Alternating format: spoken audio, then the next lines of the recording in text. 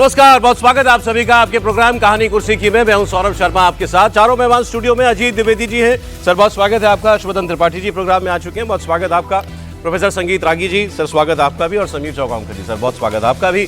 बहुत सारी खबरें, शुरुआत करेंगे पश्चिम बंगाल में जो सियासी हलचल चल रही है उससे। अगले साल विधानसभा के चुनाव होने हैं और प्रधानमंत्री मोदी के दौरे अभी से शुरू हो चुके हैं पश्चिम बंगाल के। प्रधानमंत्री कल बंगाल में थे और उन्होंने सीधे ममता बनर्जी को टारगेट किया। उन्होंने कहा कि मतुआ समाज पश्चिम बंगाल में टीएमसी की दया पर नहीं है। अब ये मतुआ समाज के समीकरण आज हम आपको समझाएंगे और क्यों ये इस चुनाव में खासतौर पर बीजेपी के लिए एक बहुत बड़ा फैक्टर है। प्रधानमंत्री ने कहा कि उन्हें सीएए की वजह से भारत में सम्मान के साथ रहने का अधिकार मिल रहा है, जैसे हमारी सरकार लेकर के आई और विपक्ष ने जिसका बहुत विरोध किया। दरअसल टीएमसी का यह दावा है कि एसआईआर में जो ड्राफ्ट वोटर लिस्ट आई उसमें जिन वोटरों का नाम नहीं है उसमें काफी तादाद में मतुआ समाज के भी लोग हैं। मतुआ समाज के लोग मूल रूप से जिसे पहले हम पूर्वी पाकिस्तान कहते थे, अब बांग्लादेश कहते हैं, वो वहां से संबंध रखते हैं।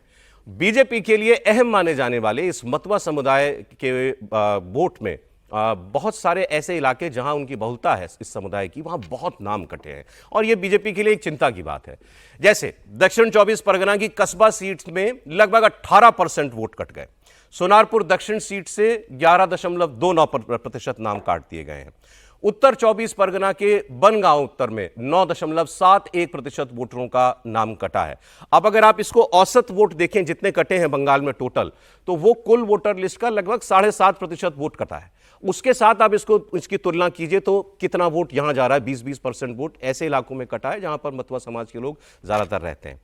बंगाल में जो ड्राफ्ट वोटर लिस्ट आई उसमें एक और खास बात है, मुस्लिम बहुल विधानसभा क्षेत्रों में ज्यादा नाम नहीं कटे। जो सोचा जा रहा था वैसा नहीं हुआ है। जैसे मुर्शिदाबाद में 66.3%, मालदा में 51% से ज्यादा मुस्लिम आबादी है, तो मुर्शिदाबाद में मात्र 4.84% वोट कट रहे हैं, औसत से भी कम। और मालदा में भी एवरेज से कम 6.3 मतदाताओं के नाम हटाए गए हैं। किसी भी विधानसभा सीट पर यह आंकड़ा 10% के ऊपर नहीं गया है। तो इस पर हम आगे बात करेंगे। और प्रधानमंत्री कल जो वो सभा करने वाले थे नादिया में, वहां तो वो नहीं जा पाए थे, फिर उन्होंने एयरपोर्ट से ही उस सभा को संबोधित किया था। फिर उन्होंने बहुत लंबा अपनी बातें जो वो नहीं कह पाए उसको उन्होंने सोशल मीडिया पर भी पोस्ट करके कहा है। उनकी बातों पर टीएमसी ने रिएक्ट भी किया है। प्रधानमंत्री की बातों में भी फोकस उसी मतुआ समुदाय पर था। सुनिए। समाज कल्याण के इस भाव को हमारे मतुआ समाज ने भी हमेशा आगे बढ़ाया है। श्री हरिचांद ठाकुर ने हमें कर्म का मर्म दिखाया। श्री गुरुचांद ठाकुर ने कलम थमाई और बोरोमा ने अपना मातृत्व बरसाया। इन सभी महान संतानों को भी मैं नमन करता हूं। ये मतुआ, वो तो ये एसआईआर के बाद अनसर्टेनिटी में चला गया। अनसर्टेन, क्योंकि सुप्रीम कोर्ट में भी पहले तो सिटीजनशिप फिर वोटर लिस्ट में, तो ये भाजपा का कारण, भाजपा का पॉलिटिक्स का कारण, लार्ज नंबर ऑफ मतुआज उन्होंने पूरा अनसर्टेन एक सिचुएशन में। और भाजपा वालों जो बोल रहे थे लास्ट 2 डेज में, 2 दिन से, ये प्रधानमंत्री आकर उसका सलूशन, सीए सलूशन बताएगा, ये बोल के कुछ लोगों को वो लोग ये सभा पे ले आए थे।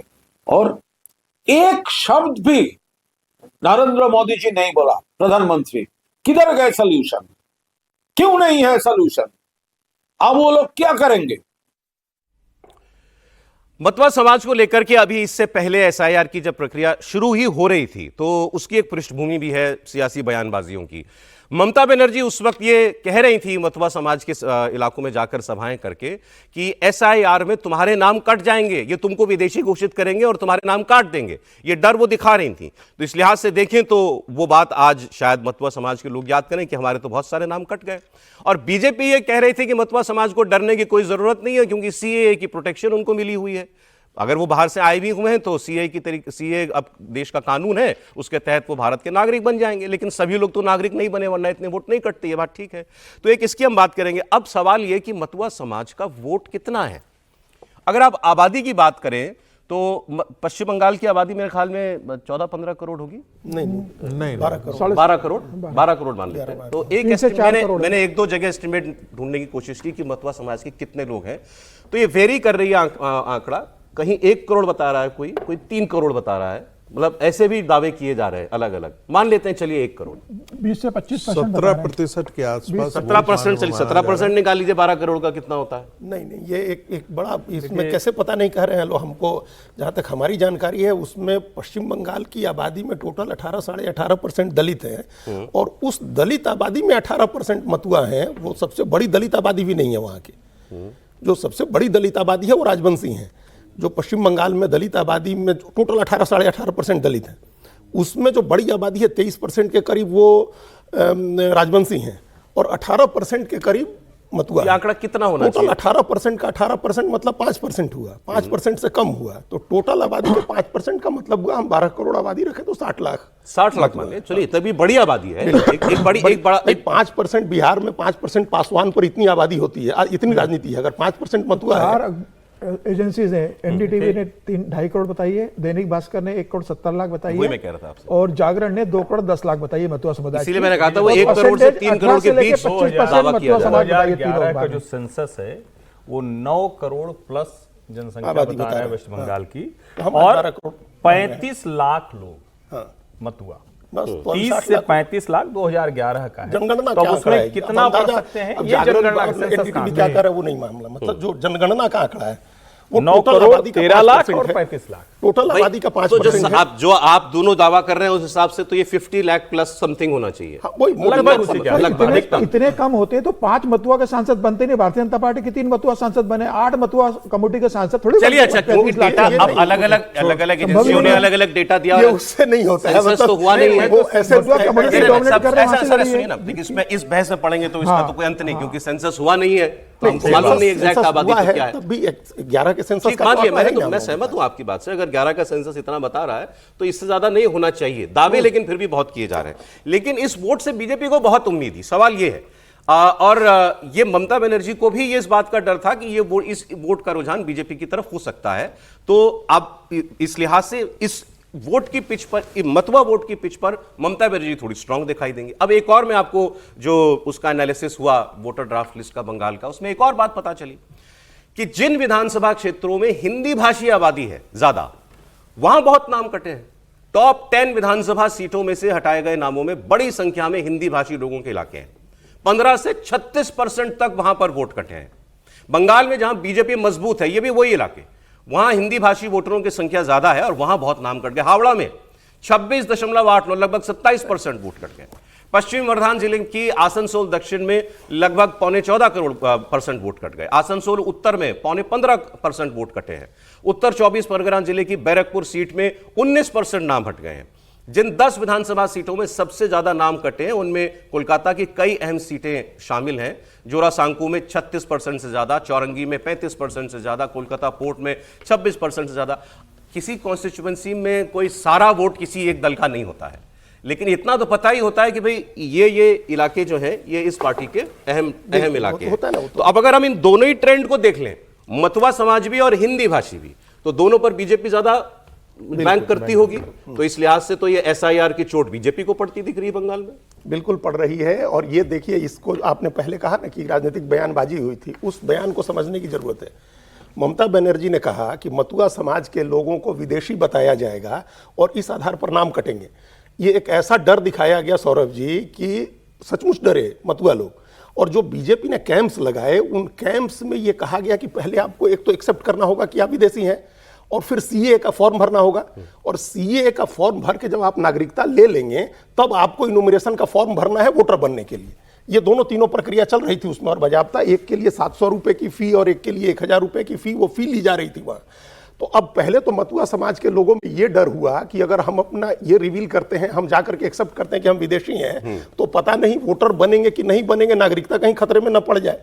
तो इस आधार पर बहुत सारे मतुआ समाज के लोग जानबूझ करके नहीं गए हैं वोट वहां अपना वो बनने, क्योंकि वहां रिवील करना था। ये ममता जी डर दिखा रही थी, दिखा दिया ना पहले, और वो डर भी गए।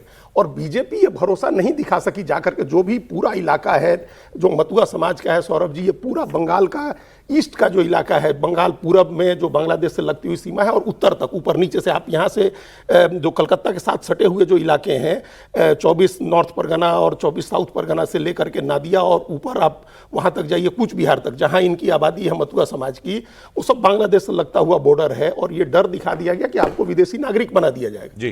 तो वो बने नहीं, उनकी संख्या कम हो गई। और दूसरी ओर ममता बनर्जी ने जो काम किया कि मुस्लिम आबादी जो उनकी थी उसके लिए उन्होंने जन्म प्रमाण पत्र बनाए, आवास प्रमाण पत्र बनाए, सबके वहां जमा उन्होंने करवाए। बढ़ चढ़ के उन्होंने बढ़ चढ़ के अपना फॉर्म भरे। बन गए। उनको विदेशी होने का वो डर नहीं था जो मतुआ समाज के अंदर विदेशी होने का एक डर बैठ गया कि हमको विदेशी बता दिया जाएगा, तो गए थे वोटर बनने और नागरिकता ही खतरे में। ये तो उल्टा हो गया, जहां घुसपैठिए होने की बात थी वहां तो ज्यादा वोट नहीं कटा। मुस्लिम आबादी के वजह मुर्शिदाबाद में, मालदा में, जिनको दिनाजपुर सीए की में। प्रोटेक्शन प्राप्त थी कि हो बाहर के मालूम है तुमको सीए से नागरिकता मिल जाएगी, उनका वोट ज्यादा कट गया। निश्चित रूप से ये मतुआ समाज इस बात का बहुत डर है। और वैसे अभी भी जो ड्राफ्ट जारी किया उसमें 58 लाख लोगों के वोट काटे हैं चुनाव आयोग ने अंदर। तो जो प्रधानमंत्री मोदी ने कल जो मतुआ बहुल क्षेत्र के अंदर जो उनकी स्पीच हुई थी वो पहुंच नहीं पाए थे, तो प्रधानमंत्री मोदी ने उस बात का बहुत जिक्र करा है। और भारतीय जनता पार्टी ने अपने दोनों सांसदों को, पौली घोष और शांतनु ठाकुर जो मतुआ समाज से आते हैं, उन दोनों को बंगाल में कैंप करने को कहा और कहा है कि भाई मतुआ समाज को आप संदेश देने की कोशिश करो कि इस एसआईआर में आपका नाम नहीं कटेगा। और वो भारतीय जनता केंद्र सरकार है जिसने सीए में आपको नागरिकता देने की कोशिश की थी। अब सबसे बड़ी समस्या है कि भाई 1947 और 1971 में सबसे बड़ा ये कम्युनिटी जो है बांग्लादेश से भारत लौट कर आई थी। तो इस कम्युनिटी को डर है कि ऐसा तो नहीं है कि उन्हें घुसपैठिया बता दिया जाएगा, उनके पास डॉक्यूमेंट नहीं है, उन्हें भेज दिया जाएगा। और टीएमसी का जो कैडर है वो जमीनी स्तर पर बहुत स्ट्रांग है भारतीय जनता पार्टी की तुलना में। तो वह मतुआ समाज को संदेश देने की कोशिश लगातार कर रहा है कि देख लीजिए आप भारतीय जनता पार्टी के साथ जाओगे, भारतीय जनता पार्टी आपको घुसपैठिया घोषित करके यहाँ से बाहर निकल करेगी। और कुछ हद तक वो इस मामले में सफल एसआईआर से बीजेपी का ही नुकसान हो गया बंगाल में क्या? देखिए एसआईआर से नुकसान तो नहीं होना चाहिए था, लेकिन नुकसान तब होता है जब भारतीय जनता पार्टी का कार्डर या जिसे आप कहते हैं कार्यकर्ता यदि जमीन पर जाकर के इन चीज़ों का ध्यान न रखे। और दूसरी बात, उनको ये चीज़ें बताना, चुनाव आयोग इस पर कितनी गंभीरता से काम करता है डॉक्यूमेंट वेरिफिकेशन को लेकर के, कि कहीं फॉर्ज डॉक्यूमेंट के आधार पर कोई सिटीजन बन करके और फिर वो नागरिकता ये वोटर लिस्ट में अपना नाम दर्ज करवा ले रहा है। जब तक इसकी जांच नहीं निकल करके आती है और फाइनल ड्राफ्ट नहीं आता है, क्योंकि अभी भी नाम जोड़ने का सिलसिला बंद नहीं हुआ है, अभी ये चल रहा है। नाम कटने का भी सिलसिला बंद नहीं हुआ। हाँ, वो तो जब मीटिंग होगी डॉक्यूमेंट्स उसके बाद इसलिए कह रहा हूं, मुझे लगता है कि जो प्रधानमंत्री जी ने कहा है वो जानबूझ करके इसीलिए कहा है, वो कायदे से मतुआ समाज से ज्यादा भारतीय जनता पार्टी के कार्यकर्ताओं के लिए भी था कि जितनी आपको काम जमीन पर जाकर के करनी चाहिए थी वो आपने काम नहीं किया है। देखिए नारे लगाना और बात है और जमीन पर काम का। आज उत्तर प्रदेश के क्या हाल चाल है, उत्तर प्रदेश में भी जो अखिलेश यादव हैं उनके कार्यकर्ता ज्यादा एक्टिव हैं बनस्पत मैं बता ही देता हूं, अच्छा आपने याद दिला दिया। दोनों ही राज्यों में ये दोनों सबसे अहम प्रदेश हैं आने वाले चुनाव की दृष्टि से बीजेपी के लिए, और दोनों ही जगह बीजेपी इस वक्त एसआईआर से परेशान दिखाई दे रही है। अब यूपी की हम लोग बात कर लेते हैं। यूपी में अनट्रेसेबल वोटर, ये चुनाव आयोग का भी टेंशन है और बीजेपी का भी टेंशन है कि कहां गए ये वोट इतने बड़ी मात्रा में। ये संख्या जो है अब बताई जा रही है लगभग 2,94,00,000, लगभग 3 करोड़ वोट ऐसा हो गया है यूपी के अंदर जो ट्रेस नहीं हो रहा है। ट्रेस नहीं होना अलग चीज है, मतलब मृतक पता चल जाता है, डुप्लीकेट पता चल जाता है, ट्रांसफर हो गया पता चल जाता है। ये वो वोट है जिसका नाम पुरानी एसआईआर में है 2003 में 2-3 में जब भी हुई, लेकिन अब नहीं मिल रहा है वो वोटर कि वो गया कहां। तो ये बड़ी चिंता है। अब लखनऊ में एसआईआर को लेकर बीजेपी की एक बड़ी मीटिंग होने वाली है और इस मीटिंग में बीजेपी के सारे विधायक और सांसद शामिल होंगे। अभी योगी आदित्यनाथ ने तो कुछ दिनों पहले बयान दिया ही था कि भाई उन्होंने तो 4 करोड़ संख्या बताई थी कि ढूंढो आपका ही वोटर है, और बीजेपी इन अनट्रेसेबल वोटर्स की तलाश के लिए अपने विधायकों और सांसदों को, मंत्रियों को, सबको एक्टिव कर रही है। और इससे पहले योगी आदित्यनाथ जो है ये खुलकर कह चुके हैं, घर घर जाना पड़े तो जाइए, बूथ बूथ पर जाइए, पूरा बताया। अरे एक बूथ पर कितने लोग होते हैं, एक दिन में आप लोग इतने घर का वेरिफिकेशन जाकर के कर सकते हैं। तो इतनी चिंता उनको है। कुल वोटर उत्तर प्रदेश में 15 करोड़ 44 लाख के करीब है और इसमें से अभी 2 करोड़ 95 लाख वोटर जो है वो अनट्रेसेबल है। और एसआईआर का फॉर्म जमा करने की आखिरी डेट 26 दिसंबर है, जो बस आई खड़ी सामने है। अब बरेली और शामली जिले से कुछ और, जैसे हमने आपको बंगाल के कुछ इंटरेस्टिंग डेटा बताए, यहां पर बरेली और शामली का एक डेटा आपको देता हूं। बरेली में एक बूथ ऐसा मिला जहां 1123 वोटर्स में से सिर्फ 102 वैलिड थे। मतलब लगभग 1100-1200 वोटरों में से 100 वोटर वैलिड था, बाकी सब इनवैलिड था। अब इसमें एफआईआर करने की बात हो रही है। बरेली जिले में वोटरों की संख्या है 2,74,000। अब यह एक बूथ का ये पता चला है, बाकियों का देखिए क्या निकलता है। शामली जिले में 1 लाख वोटर कम हो गए। शामली कोई बहुत बड़ी जगह नहीं है, पश्चिम उत्तर प्रदेश को आप सभी लोग जानते हैं। 1 लाख वोटर शामली में कम हो जाना ये अपने आप में बहुत बड़ी बात है। इनका नहीं पता, रूरल एरिया है ना, बहुत तो बीएलओ अब तलाश कर रहे हैं इनकी। अब शामली में कुल 9,75,000 वोटर है, 10% वोटर सीधा सीधा वहां पर कम हो गया है। अब एक लिहाज से देखें तो भाई ये एसआईआर जरूरी था, इससे ये भी पता चल रहा है।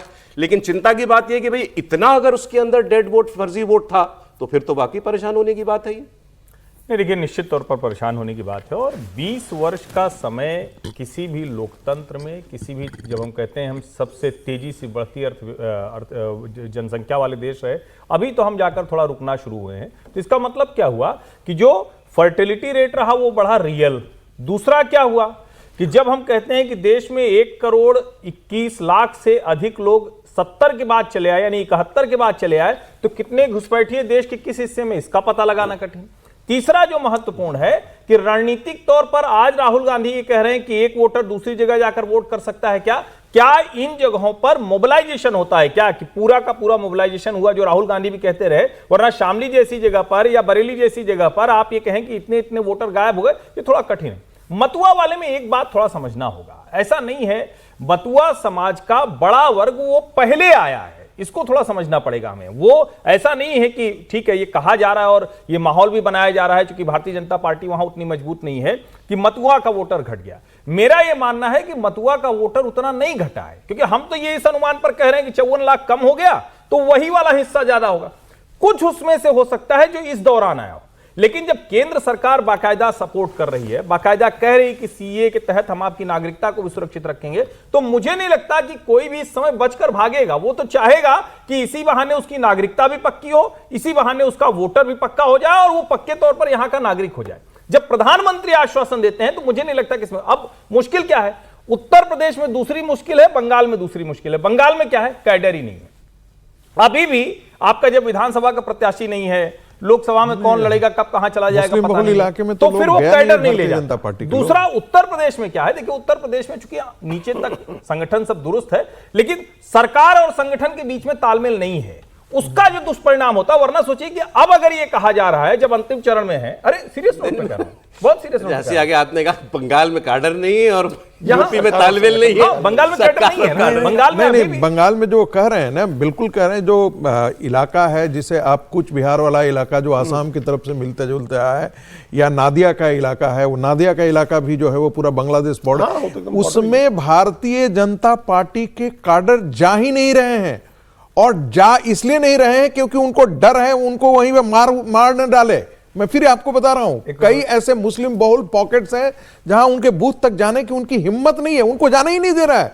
और यह भी है कि उनको कभी भी यदि 2-5 आज तक, मैं बार बार एक चीज कहता हूं कि भारत के अंदर बाकी हिंदू बहुल इलाके में यदि 10 मुसलमान भी है, 12 मुसलमान भी है, तो कम से कम वो बूथ तक जाकर के अपना वोट जरूर दे करके आता है। लेकिन यह सुविधा उसको पश्चिम बंगाल के अंदर हिंदुओं को प्राप्त नहीं है। यदि मुस्लिम बहुल डोमिनेटेड इलाका है तो उसमें तो वोट डालने हिम्मत ही नहीं है उसकी। यूपी में क्या परेशानी है भाई? नहीं, यूपी में परेशानी नहीं होनी चाहिए थी। हाँ? ये बड़ी चिंता की बात है जब यूपी में मुख्यमंत्री को बार-बार मोबिलाइज करना पड़ रहा है, मीटिंग लेनी पड़ रही है, जाओ कि आपका कैडर है, दिन में 2 बार 3 बार आप अपने कार्यकर्ताओं से आप एक बार वीडियो कॉल पे कर लेते हैं। एक सौरभ, साहिबाबाद का आपने दिखाया था कहानी कुर्सी में, मुझे बहुत दुख के साथ कहना पड़ता है कि विधायक एक बार शकल नहीं दिखाता है। मैं बार बार बहुत गंभीरता से कहता हूं, शकल नहीं दिखाता है। वोट तो इसलिए उसको मिल जाता है क्योंकि वोट तो इसलिए मिल जाता है क्योंकि भारतीय जनता पार्टी का वो बहुत बड़ा एक जिसको कहते हैं ना, समस्या है सरकार और संगठन में तालमेल नहीं होने की। अभी नए जो अध्यक्ष बने हैं उन्होंने कहा कि मेरी प्रायोरिटी है कि सरकार और संगठन में हम तालमेल बनाएं। वो तालमेल बनाना एक उत्तर प्रदेश का मतलब एक संकट है। हालांकि पिछले अध्यक्ष थे, उनके साथ कोई टकराव भी नहीं था, ठीक है ना, तो करना चाहिए था, पता नहीं वो क्यों नहीं हुआ। हमको एक बात ये भी लग रहा है सौरभ जी, अजय जी, मतलब पिछले जो अध्यक्ष थे उनके साथ टकराव भी ऐसा नहीं था जो जिसकी आशंका जताई जा रही है नए अध्यक्ष के साथ। पुराने अध्यक्ष के साथ ऐसा नहीं था सरकार का। एक ऐसा भी हो सकता है सौरभ जी कि जेन्युइनली इतने वोटर नहीं हो। हाँ, हो सकता है। हाँ, जो कि हम इसलिए ये बात कर रहे हैं, हम इसलिए कर रहे हैं ये सौरभ जी। चर्चा हम इसलिए कर रहे हैं क्योंकि ये चिंता मुख्यमंत्री ने जताई। हम इसलिए ये बात कर रहे हैं, हम इसलिए बात कर रहे हैं क्योंकि आप तमिलनाडु देखिए, तमिलनाडु में कितने वोटर कट गए बताइए। 1 करोड़। 1 करोड़ बिल्कुल। के आसपास। आप टोटल से 6 करोड़ 40 लाख थे और 97 लाख से ज्यादा वोटर 15% वोटर तमिलनाडु में कट गया, कम हो गया और लगभग 14-15% वोटर गुजरात में कट गया। बिल्कुल। तो इसका मतलब नहीं थे ना। हाँ। वो नहीं है। मृत लोगों की संख्या भी ज्यादा है बिहार बंगाल के मुकाबले, और जो इंटर स्टेट और इंट्रा स्टेट दोनों तरह का पलायन जो है वो भी ज्यादा है। सर बिल्कुल जेन्युइन हो सकते हैं, लेकिन इसमें ये देखिए ना, पॉलिटिक्स देखिए। अखिलेश यादव को पहले तो खुशी हुई कि मुख्यमंत्री के 4 करोड़ वोटर कट गए, तो फिर बाद में उन्होंने कहा अरे अब ये 2 करोड़ वोटर जुड़वाने वाले हैं, अब इस पर देखना फर्जीवाड़ा करेंगे।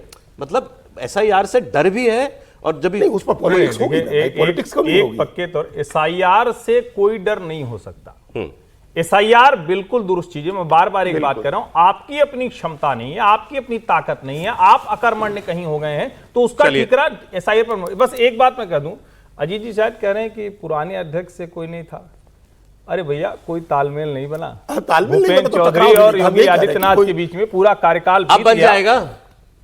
अब टकराव होगा ना अब भाई। हम ये कहते कि टकराव नहीं था कोई। हम ये कहते कि टकराव नहीं था। चलिए आगे, अगली खबर। इंटरेस्टिंग बात, आप लोग गलत दिशा में डिस्कशन ले जा रहे हैं। ठीक है ना, सब तो मैं अब सही दिशा में चला जाता हूँ। ठीक है। संघ प्रमुख का कुछ स्टेटमेंट्स आए, वो कोलकाता में है और वहां उन्होंने कुछ बातें कही हैं, वो आपको सुननी चाहिए। मोहन भागवत ने पहले तो कहा कि हमको गलत समझा जाता है, संघ किसी के भी खिलाफ नहीं है और ना हम किसी के विरोध में काम करते हैं, ना हम किसी के विरोध के लिए बनाए गए थे। संघ को लेकर के देश में ये प्रचार चल रहा है। सर, कब की पैदाइश है संघ की? 1925। 100 साल हो गए पूरे। तो 100 साल से सब संघ को गलत समझ रहे हैं, और वो ये कह रहे हैं। इसको दूसरे तरीके से भी कहें तो वो नहीं बता पाए, संघ नहीं बता पाए हम क्या करते हैं 100 साल से, कि आज भी उनको लेकर इतने मिसकंसेप्शन है। वो कहना कि उन्होंने कहा कि हमारे खिलाफ हमेशा गलत प्रचार किया जाता है, नैरेटिव फैलाया जाता है, हमारा कोई शत्रु नहीं है। संघ का एकमात्र काम है हिंदू समाज को संगठित करना, किसी का विरोध करना नहीं। ये तो सुनिएगा ही आप। उनकी जो दूसरी मुझे सबसे मजेदार बात लगी, उन्होंने ये कहा कि अगर आप संघ को भारतीय जनता पार्टी के नजरिए से समझने की कोशिश करेंगे या संघ को बीजेपी से एसोसिएट करके मात्र केवल ये कि बीजेपी की पेरेंट बॉडी मान करके आप संघ को देखेंगे, तो आप गलती करेंगे, तब आप कभी संघ को नहीं समझ पाएंगे। संघ के बारे में गलत नैरेटिव्स देने वाले भी लोग हैं, सरासर झूठ देने वाले भी लोग हैं। संघ का तो कोई शत्रु है नहीं, परंतु संघ के बढ़ने से अपने स्वार्थ के दुकान बंद हो जाएंगे ऐसा जिनको लगता है, वो उसके बारे में उल्टी सीधी बातें करती रहती है। और अब हम बड़े हैं तो हमको सब लोग सुनते हैं, लेकिन पहले हमको नहीं सुनते थे। उसके कारण ही लगातार जो कुप्रचार चला है, उसके चलते भी कई प्रकार की गलतफहमियां रहती है। उसके कारण ऐसा डर मन में बैठ जाता है कि यहां जाना कि नहीं जाना, इसलिए भी वो गलतफहमियां ठीक होती नहीं। कुल मिलाकर नतीजा ये होता है कि संघ के बारे में नाम जानते हैं, काम नहीं जानते। संघ किसी राजनीतिक उद्देश्य से नहीं निकला। संघ किसी की स्पर्धा में नहीं चला है। संघ किसी परिस्थिति के प्रतिक्रिया में नहीं शुरू हुआ। मोहन जी ने कहा है, तो भाई कुछ गंभीर चिंतन के बाद उन्होंने ये बात कही होगी। बताइए पहले तो इस बात पर कि गलत समझा जा रहा है 100 साल के बाद भी संघ को, क्या कहेंगे संघ? देखिए, कलकत्ता में व्याख्यान माला संघ प्रमुख बोल रहे थे और संघ प्रमुख ने जो कहा है कि संघ किसी का शत्रु नहीं है, वो किसी से बैर भाव के लिए संघ नहीं बना है। यही बात तो संघ की जब स्थापना हुई तो केशव बरीराम हेगड़ेवार ने कहा था कि भाई हमारा किसी शत्रु भाव नहीं है, हम हिंदू समाज को संगठित करने के लिए यहाँ पर आए, हम किसी धर्म से लड़ने के लिए यहाँ पर नहीं है, आत्मरक्षा और हिंदू समाज को संगठित करने के लिए। जब पूरा हिंदू समाज संगठित हो जाएगा पूरा भारतवर्ष का, तब संघ का उसके अंदर विलय हो जाएगा। तो मोहन भागवत तो वही बात कर रहे हैं। इसमें यह कह देना कि और भारतीय जनता पार्टी से जोड़ना है, तो दिल्ली में भी जब व्याख्यान माला हुआ था तब भी संघ प्रमुख ने कहा था, इस बात का जिक्र किया था। हर बार संघ को भारतीय जनता पार्टी से जोड़ देना। हर चुनाव में आप ही बताते हैं हमको कि संघ इतना एक्टिव है, तो भारतीय जनता पार्टी मदद मांगती है। फिर वो नहीं, अब वो भी कह रहे हैं कि हमारा कोई राजनीतिक उद्देश्य नहीं है। अगर संघ कैसे भारतीय जनता पार्टी से होता तो क्या प्रणब मुखर्जी संघ कार्यालय जाते, क्या गांधी जी जाते, क्या अंबेडकर जाते? कांग्रेस के मंत्री के कार्यक्रम में नागपुर में विलास मुक्तेवार के कार्यक्रम में मोहन भागवत जी जाते हैं और ये कहते हैं कि भाई समाज का कार्यक्रम है, इसलिए मैं अच्छा, एक आया सेकंड, हूं। चलिए, अगर अच्छा। कांग्रेस भी अगर प्रचारक मांगेगी तो संघ देने को तैयार बोला है। उन्होंने, ये संघ बात का बोली। किसी से उन्होंने बैर बात- नहीं है। मैं कह रहा हूं, उन्होंने आप ये भी मांगिए, कहा- हम देंगे आपको। उन्होंने जब बीजेपी मांगती है, इसलिए जब ये संघ कहा देता कि है। हमको केवल बीजेपी के चश्मे से मत देखिए। बिल्कुल। अरे संस्कार तो एक ही है ना, जो संघ का संस्कार है वो बीजेपी का संस्कार है कि नहीं? बिल्कुल है, देश का बिल्कुल प्रधानमंत्री संघ के प्रचारक है कि नहीं? बिल्कुल तो है। क्यों ना देखा जाए बीजेपी के नजरिए से संघ? देखिए तो ये कि इसको दो तरह से देखना चाहिए। एक होता है कक्षा में सिद्धांत और एक धरती पर धरातल पर व्यवहार रूप। सिद्धांत रूप में कई चीजें जब आप व्यवहार धरातल पर करते हैं, क्या भारतीय जनता पार्टी राष्ट्रीय विचारों के अलावा कोई और राजनीतिक दल है? अगर नहीं है तो निश्चित तौर पर संघ के स्वयंसेवक, संघ के संगठन मंत्री, संघ की प्रेरणा सब उसमें शामिल होती है। संघ प्रमुख जो कह रहे हैं वो अपने उस सामाजिक काम को मजबूत रखने के लिए कह रहे हैं, जिसमें अपेक्षाएं आकांक्षाएं बहुत हो जाती हैं कि अच्छा संघ है तो भाजपा में ये काम हो पाएगा क्या? तो एक तरह से वो लाइन वो बड़ी क्लियर कर रहे हैं। लेकिन ये कहना ये आदर्श हो सकता है कि भाई कांग्रेस मांगेगी तो हम उसको संगठन मंत्री दे देंगे। कैसे दे देंगे आप संगठन मंत्री, जब आपका विचार ही वो नहीं है कांग्रेस से मिलता हुआ, कांग्रेस का विचार ही वो नहीं है। और डॉक्टर केशव राव बलिराम हेडगेवार जी, डॉक्टर जी ने बनाया क्यों? वो तो मान बैठे थे ना कि कांग्रेस जो है वो मुस्लिम तुष्टीकरण की राह में है, हिंदू एकता। और जब आप हिंदू संगठन की बात करेंगे तो कहीं तो कोई आपके सामने खड़ा होगा ना, प्रतिक्रिया में भले न खड़ा हुआ हो, लेकिन वो तो खड़ा होगा, इसमें कोई संदेह नहीं होना चाहिए। आइए अब आपको बताते हैं क्रिसमस पर हो रही राजनीति, बहुत ही इंटरेस्टिंग। कांग्रेस पार्टी की परिस्थितियां सबको मालूम है। कांग्रेस के पास अभी बहुत ज्यादा राज्य भी नहीं है, कर्नाटक है, हिमाचल है और एक तेलंगाना है। तेलंगाना बहुत इंपॉर्टेंट है। अब तेलंगाना में क्या हो रहा है वो हम आपको बताते हैं। प्रॉब्लम 2-3 लेवल पर है। एक तो गांधी परिवार को खुश करना, ठीक है, कोई हर आदमी अपने नेता को खुश करने के लिए कुछ कुछ कहता है, लेकिन उसमें कब आप एक सीमा के आगे चले जाते हैं ये पता होना चाहिए। फिर दूसरा, जो आरोप आप दूसरे पर लगाते हैं तुष्टीकरण का, मतलब आज तो उल्टा आरोप लगने लगा ना कि बीजेपी हिंदुओं को खुश करने के लिए सब कुछ करती है, तो आप वैसा कुछ करते हुए ना दिखें, क्योंकि आप पर ओरिजिनल आरोप ही ये था। अब मैं बात कर रहा हूं तेलंगाना के मुख्यमंत्री रेवंत रेड्डी। उन्होंने क्रिसमस का क्रेडिट सोनिया गांधी को दिया। उन्होंने कहा कि सोनिया गांधी के बलिदान की वजह से आज तेलंगाना राज्य में क्रिसमस मनाया जा रहा है। तेलंगाना में क्रिसमस समारोह के वक्त दौरान रेवंत रेड्डी ने यह बात कही, आप सुनिए। కాంగ్రెస్ పార్టీకి కూడా డిసెంబర్ తెలంగాణ ప్రజలకు కూడా ఒక మిరకల్ మంత్. నేను ఎందుకు ఈ మాట అధికారికంగా చెబుతున్నాను అని అంటే, డిసెంబర్ మాసంలో మా నాయకురాలు శ్రీమతి సోనియా గాంధీ గారు డిసెంబర్ 9 నాడు జన్మించారు. డిసెంబర్ 9 నాడు జన్మించిన శ్రీమతి సోనియా గాంధీ గారు 60 సంవత్సరాల 4 కోట్ల తెలంగాణ ప్రజల యొక్క బలమైన ఆకాంక్షను, ప్రత్యేక తెలంగాణ రాష్ట్ర అవతరణ అసాధ్యము అనుకొని తెలంగాణ రాష్ట్రంలో మనం అందరము క్రిస్మస్ పండుగను జరుపుకుంటున్నాము అని అంటే, ఇందులో శ్రీమతి సోనియా గాంధీ గారి యొక్క పాత్ర, వారి త్యాగం ఎంతగానో ఉంది. रेवंत रेड्डी तेलंगाना बनाने का श्रेय सोनिया गांधी को दें तो यह बात समझ में आ सकती है, उस पर भी कोई आपत्ति हो तो उसमें बहस कर सकते हैं, लेकिन वो बात समझी जा सकती है। जब तेलंगाना नहीं था, वहां जो भी ईसाई बंधु रहते हैं वो तो पहले भी क्रिसमस मना रहे थे ना। ऐसा तो नहीं है कि तेलंगाना बना तो क्रिसमस मनना शुरू हुआ है। तो ये सीधे गांधी परिवार को भी वो अपनी जो है पुष्प अर्पित कर रहे थे और ईसाई समुदाय को भी कर रहे थे, दोनों काम वो कर रहे थे। बीजेपी ने इसको पकड़ लिया।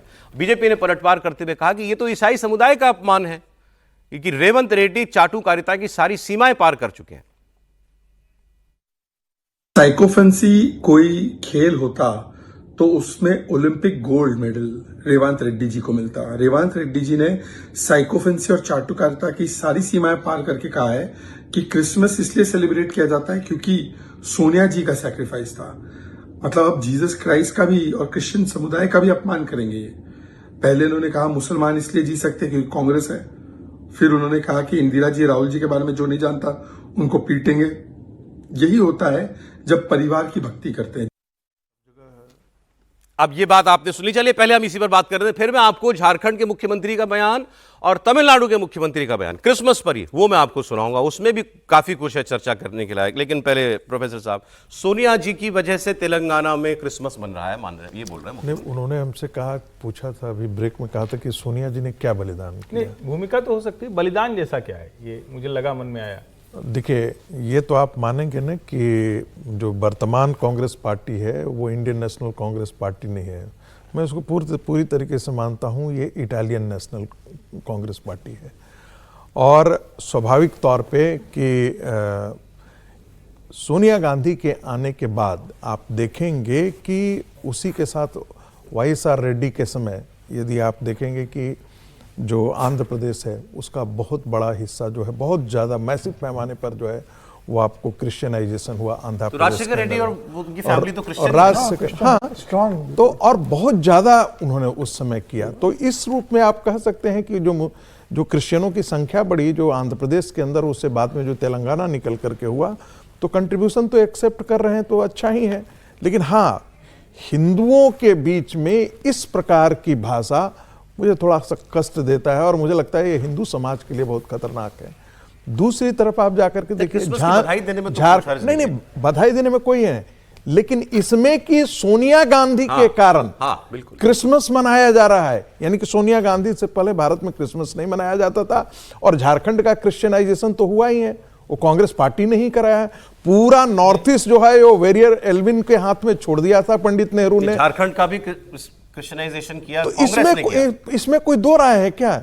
इसके बारे में दो राय है क्या? झारखंड में कांग्रेस का जैसे तेलंगाना वाले एक लाइन में पहले कहते फिर झारखंड की बात करते हैं। जैसे बयान है मेरे पास। उन्होंने जो रेवंत रेड्डी ने कहा, उनके कहने का सोनिया गांधी की जिस त्याग की बात उन्होंने कही है वो इस संदर्भ में कही है कि आंध्र प्रदेश का डिवीजन कराया, उन्होंने विभाजन कराया। और त्याग ये है कि उस डिवीजन के बाद से विधानसभा और लोकसभा में एक भी सीट आंध्र प्रदेश में कांग्रेस नहीं जीती। 2 विधानसभा और 2 लोकसभा। तो त्याग ये है ये तो कि बड़ा राज्य बड़ा गवाह। आपने सवाल किया, उनको त्याग ढूंढना था कि उसी संदर्भ में कह रहे थे। तो त्याग का मतलब ये है कि इतना बड़ा त्याग कि इतने बड़े राज्य में 0 सीट पर खत्म हो गई कांग्रेस, 0 सीट पर 2 विधानसभा, सत्ता का त्याग किया, आंध्र प्रदेश का त्याग किया कि 3 लोकसभा 14, 19 और 24 और 2 विधानसभा 0 सीट पर रही। तो ये त्याग है। अब मैं आपको दोनों आगे की बयान भी सुना देता हूं, क्योंकि 2 और मुख्यमंत्रियों की जनता पार्टी जो है वो 3 सर सुना आ जाता हूं फिर, क्योंकि 3 मुख्यमंत्रियों ने क्रिसमस पर बात की है। झारखंड के मुख्यमंत्री हेमंत सोरेन, अभी आरएसएस की बात कर रहे थे ना, हम वो भी जुड़ेगी इसमें। क्यों ये क्या आरएसएस का बड़ा मुद्दा नहीं है कि बड़े पैमाने पर ईसाई कन्वर्जन हो रहा है, आदिवासियों का कन्वर्जन हो रहा है ईसाई धर्म में झारखंड के अंदर? बहुत बड़ा इशू है ये उनके लिए। वहां भी मुख्यमंत्री जो हैं वो बधाई दे रहे हैं। अब आप मुख्यमंत्री की बात सुनिए, आपको क्या उनकी बात में कुछ लगे ऐसा कि यार ये तो एक मील आगे जाकर कुछ ज्यादा खुश करने की कोशिश कर रहे हैं, या बिल्कुल नॉर्मल बधाई जैसे कोई भी देता है, प्रधानमंत्री भी देते हैं बधाई, ऐसा नहीं है? सुन के आप खुद तय कीजिए। इस शहर में कितना चहल पहल है और कितनी खुशनुमा माहौल है, आप अंदाजा लगा सकते हैं। ये खुशी का वक्त है, क्रिसमस का समय है और रांची पूरा सराबोर है क्रिसमस के खुशियों से। और आज हम लोगों ने भी बिशप हाउस में सभी लोगों को आज क्रिसमस की शुभकामनाएं दी। बिशप हाउस गए थे, वहां जाके उन्होंने बधाई दी है। फिर वो ईसाई सारे लोगों को झारखंड के, उनको वो बधाई दे रहे थे, शब्द खोज रहे थे अच्छे अच्छे कि भाई रांची शहर कैसे जगमगा रहा है, एक लाइन सराबोर है। एक लाइन लेकिन जरूर आपके दर्शकों को जानना चाहिए कि आर्क बिशप का अपॉइंटमेंट जो है वो वेटिकन सिटी का तय करता है और वेटिकन एक देश है, समझ लीजिए, थियोक्रेटिक स्टेट है वेटिकन। ठीक है सर। तीसरे मुख्यमंत्री तमिलनाडु के मुख्यमंत्री स्टालिन साहब, इन्होंने गजबी बात कही। इन्होंने कहा कि डीएमके सरकार का मॉडल ये ईसा मसीह के सिद्धांतों पर आधारित है और बीजेपी वो तो सेकुलर शब्द से नफरत करती है। मतलब बीजेपी तो सेकुलर शब्द से नफरत करती है और आप गवर्नेंस का मॉडल ईसा मसीह के सिद्धांतों पे चलाते हैं, तो वो सेकुलरिज्म है, वो सच्चा सेकुलरिज्म है। ईसा मसीह के सिद्धांतों में ऐसा वो कह रहे हैं। जीसस का विकास सिद्धांत कोई हो सकता है, ये पहली बार सामने आया दुनिया में। मतलब ठीक है, डेवलपमेंट आप कह सकते हैं, हमारा कोई मॉडल हो सकता है। और तमिलनाडु में कौन सा ऐसा, तमिलनाडु का क्या लेना देना है, सिवाय इसके कि जैसे मुगल आए थे वैसे उससे पहले क्रिश्चियनिटी को मानने वाले अलग अलग लोग आए और तमिलनाडु में और केरल में और जगह जगह जहां भी कोस्ट एरियाज रहे वहां उन्होंने अपने चर्च बना दिए। लेकिन मूल बात समझनी होगी, आपको ध्यान में होगा जब नरेंद्र मोदी की सरकार आई थी तो अचानक 2015 में देश भर में चर्चों पर हमलों के बहाने तो सोनिया जी बाकायदा प्रतिनिधिमंडल लेकर गई।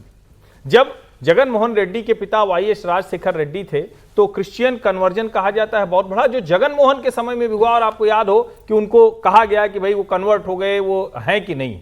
जब अभी लालू जी का वीडियो आया तो लालू जी वो अपने बच्चों के साथ वो क्या सेंटा बने हुए, क्या था वीडियो में, कुछ इस तरह का था। फिर तेजस्वी जी एक बर्थडे पार्टी दिखती है, उनके घर में जीसस दिखते हैं। मैं कह रहा हूं इस सब में दिक्कत नहीं है कि आप क्या मना रहे हैं, इसमें दिक्कत है कि हिंदू प्रतीकों से आपको समस्या है, हिंदू त्योहार पर्व आपको चिढ़ाते हैं और दूसरे पर्व को आप कहते हैं नहीं ये तो प्रैग्मेटिज्म है, प्रगतिशीलता है, आधुनिकता है। तीनों बयानों में आपको कुछ गलत दिखा? उसी दिशा में जा रहा है हेमंत जी का उसी दिशा में जा रहा है, हेमंत जी का भी, और किस दिशा में जा रहा है? साफ साफ उसी दिशा में जा रहा है। ये तो मतलब, और कमाल की बात है कि आदिवासी सबसे ज्यादा परेशान किस चीज से, इसी से तो है ना, बताइए, कि उनको कन्वर्ट कर दिया जाता है। 3 मुख्यमंत्रियों के बयान क्रिसमस पर सुने आपने, तो मुझे इसमें कोई आश्चर्य नहीं लगता। वो तीनों की अपनी राजनीति है ना सर। तमिलनाडु में स्टालिन क्या हिंदू की तारीफ करेगा? उनका बेटा जब वो कहता है कि सनातन डेंगू धर्म है, सनातन धर्म को खत्म हो जाना चाहिए, तो वहां अपनी स्थानीय राजनीति को देख के वो इस कर रहे हैं। रेवंत रेड्डी अपनी कांग्रेस की राजनीति और तेलंगाना की राजनीति को देख रहे हैं। हेमंत सोरेन झारखंड की राजनीति को आप देखकर राजनीति कर रहे हैं। तो उत्तर भारत की नजर से हम अगर देखेंगे तो उनके इसमें हम फिट नहीं बैठेंगे। उनकी तो वो राजनीति वो है ना।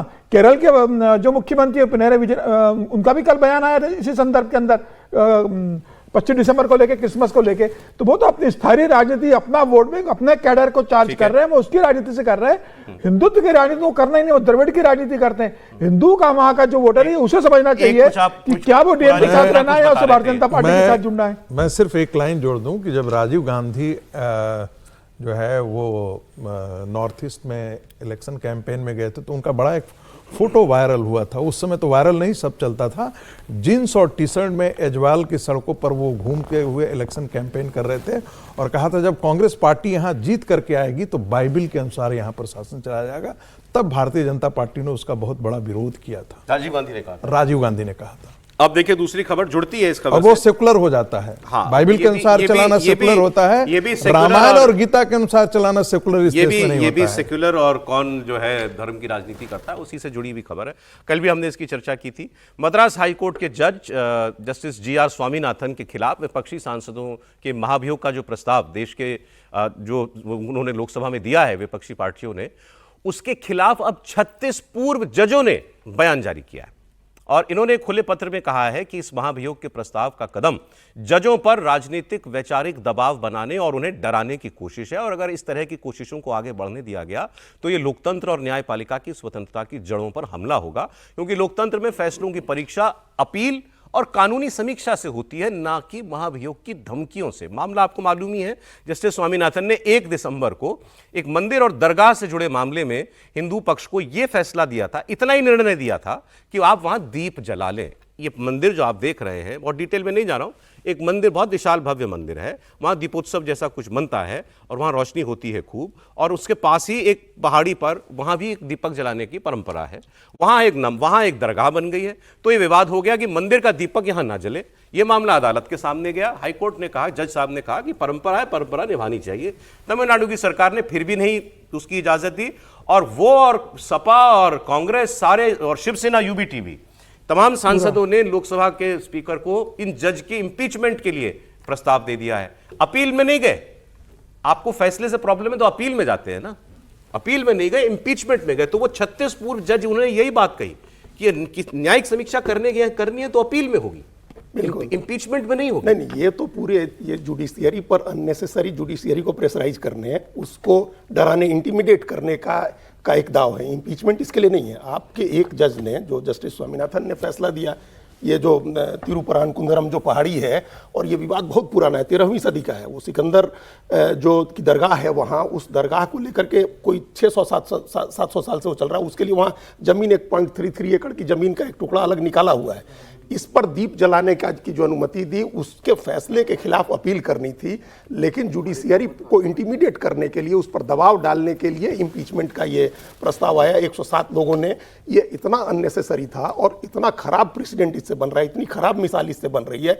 ये तो अब जिसके पास भी 50 से ज्यादा एमएलए होंगे, वो किसी भी जज के फैसले से असहमत होगा तो उसके खिलाफ इम्पीचमेंट का प्रस्ताव ले देगा। ये तो डराने की कोशिश है ना जुडिशियरी इसी को। सरकार के ऊपर कितने आरोप लगे कि जुडिशरी में इंटरवीन करना चाहती है, डराने की कोशिश है। ये दबाव नहीं है, ये डराना नहीं तो क्या है? आपको फैसला पसंद नहीं है, हम अपील में नहीं जाएंगे, हम आपको इम्पीचमेंट बिल्कुल करके हम आपको पार्लियामेंट में। लेकिन इसका दूसरा पहलू भी तो है ना। अभी मैं पढ़ रहा था, सुधांशु जी की पोस्ट है कि चंदन नाम के एक युवक ने आत्मदाह कर लिया है इसी मसले पे, क्योंकि दीप जलाने की इजाजत नहीं मिली। कार्तिकेय दीपम, मैं बार बार कह रहा हूं, तमिल हिंदुओं के लिए भगवान शंकर की आराधना का, उनकी प्रतिष्ठा का, उनके जीवन से जुड़ा हुआ प्रश्न है। और सवाल यह है कि क्या ये जो उनके खिलाफ इम्पीचमेंट मोशन लेकर गए हैं महाभियोग, वो क्या सारे लोग, क्या हिंदुओं को नहीं समझ में आ रहा है कि उनके दीप जलाने के, उनके आराधना के, उनके पूजा के विरुद्ध गए?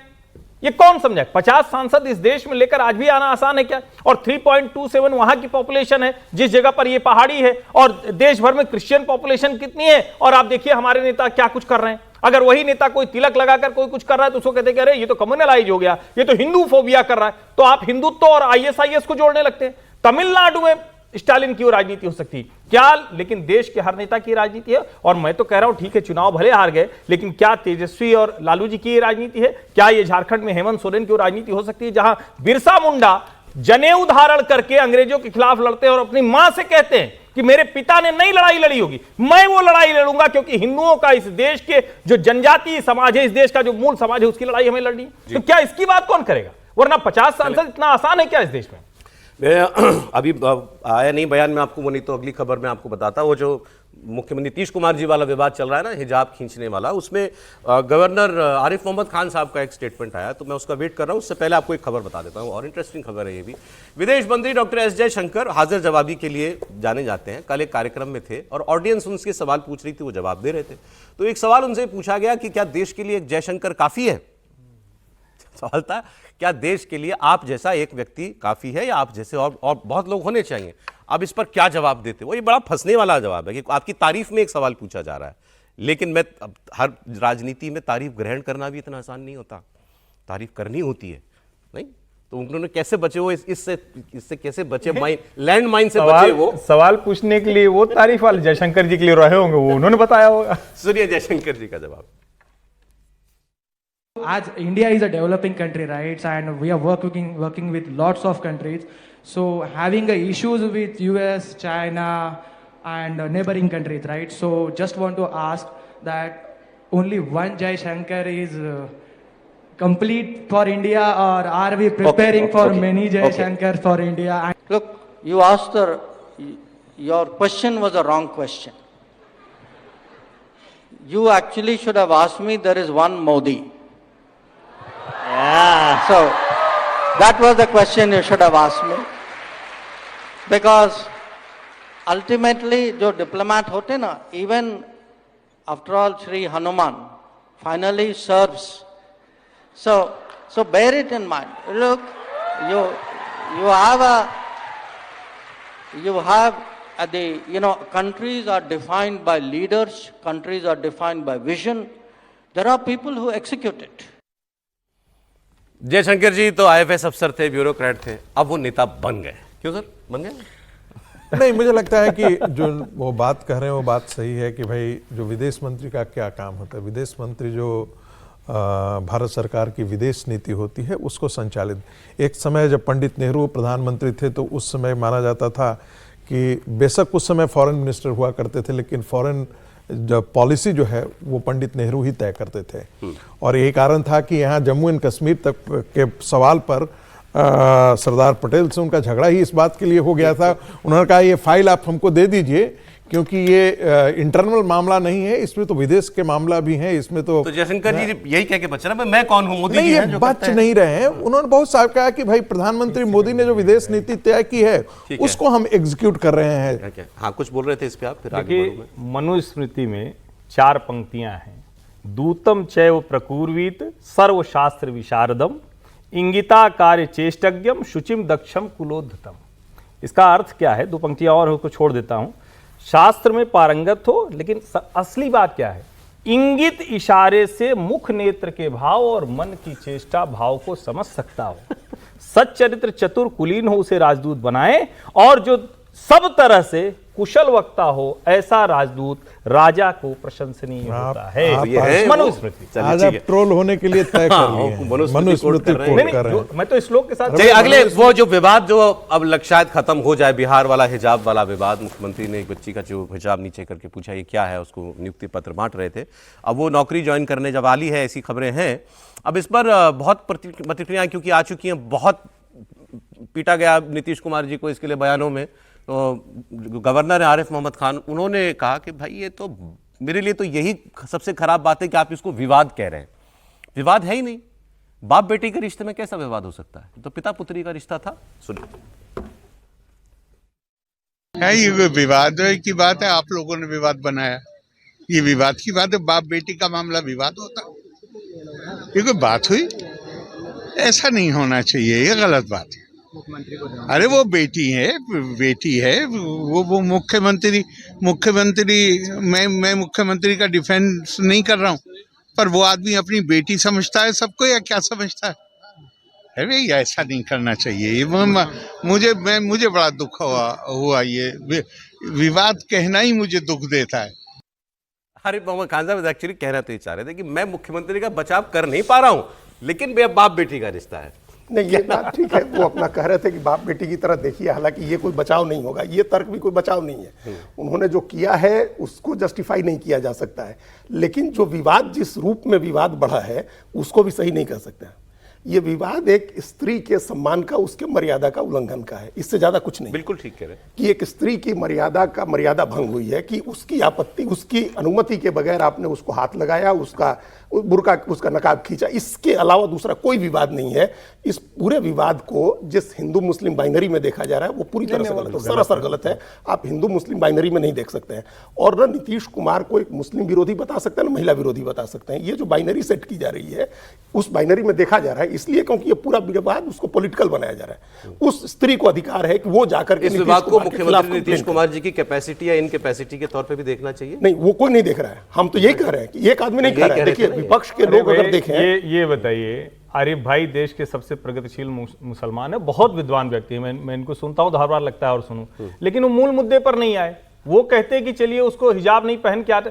मूल मुद्दा यह है कि राज सत्ता में बैठा शासन करने वाला व्यक्ति एक स्त्री की मर्यादा सार्वजनिक तौर पर भंग कर रहा है, क्या उनको राज्य सत्ता में रहने का अधिकार है? ये मूल मुद्दा नहीं, मैंने चलिए आप दूसरी तरफ लेकर मैं कह रहा था कि मैंने जो देखिए, ये भी बहुत अतिरंजित बात है कि अब उन्होंने एक उस मर्यादा भंग के लिए उनको इस्तीफा हटा दिया जाए, मतलब नैतिकता के आधार पर तो इसको बहुत कहने के सीधे तरीके से कहना थोड़ा खराब हो जाएगा। Mentally capable to administer state. देखिए, जब उन्होंने एक मृत व्यक्ति की श्रद्धांजलि के लिए रखा गया फूल अपने मंत्री पर फेंक दिया, एक IAS अधिकारी के ऊपर सिर पर गमला रख दिया, हिंदुस्तान तो पाकिस्तान बन गया। बांग्लादेश की बात करते हैं, क्योंकि बांग्लादेश में आग अभी भी जल रही है। एक बार फिर हिंदू वहां पर खतरे में है और सड़कों पर लाखों का सैलाब निकला हुआ है और हर आदमी गुस्से में है, नारे लगा रहा है, भारत के खिलाफ नारे लगा रहा है। ये जो जमात है, दरअसल ये जमात इस्लामी के ही लोग हैं और वो कट्टरपंथी जमात है जो अपने देश को पूरी तरीके से इस्लामाइजेशन की ओर ले जाना चाहता है। उसके बहाने खोजे जा रहे हैं।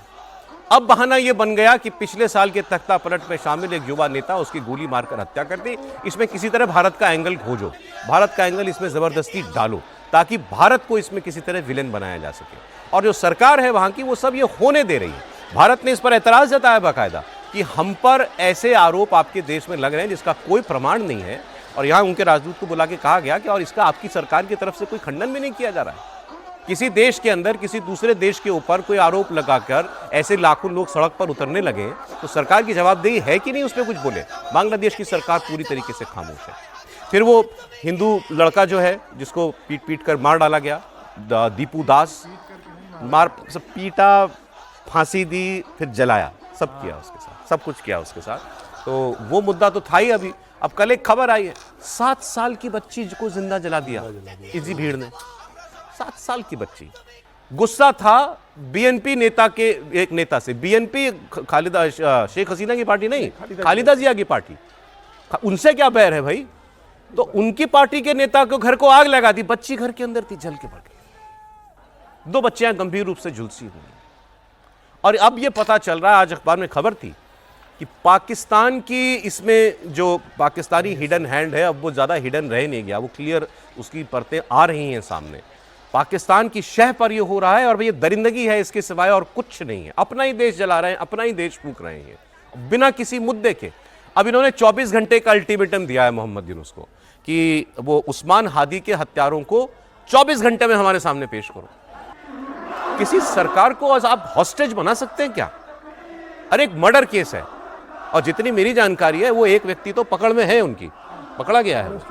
उसके बाद आप कह रहे हो कि नहीं और लोगों को ढूंढ के लाओ इसमें। और आपने अपने मन में जो शत्रु बना रखे हैं अपनी सरकार को के गले में फंदा डाल के कह रहे हो 24 घंटे में मुझे वो सारे लोग चाहिए।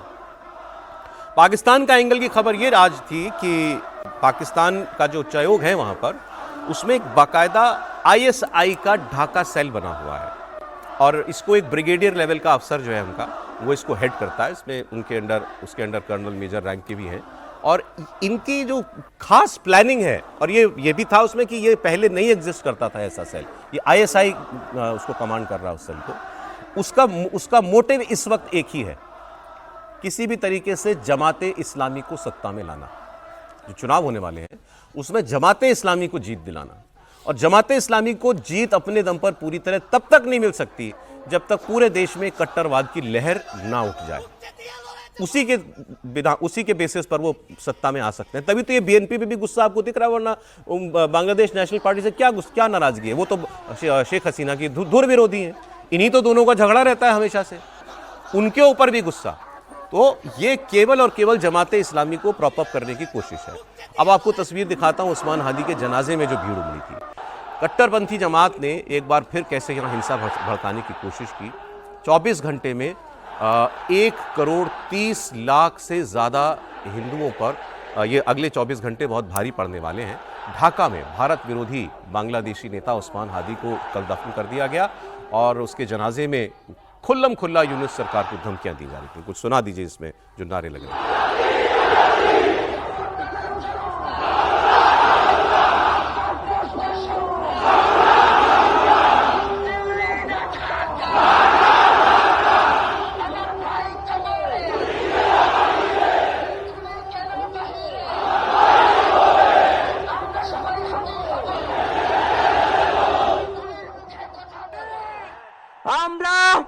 ইনকিলাব মঞ্চ এবং তার পরিবারের পক্ষ থেকে আপনাদেরকে জানিয়ে দিতে চাই,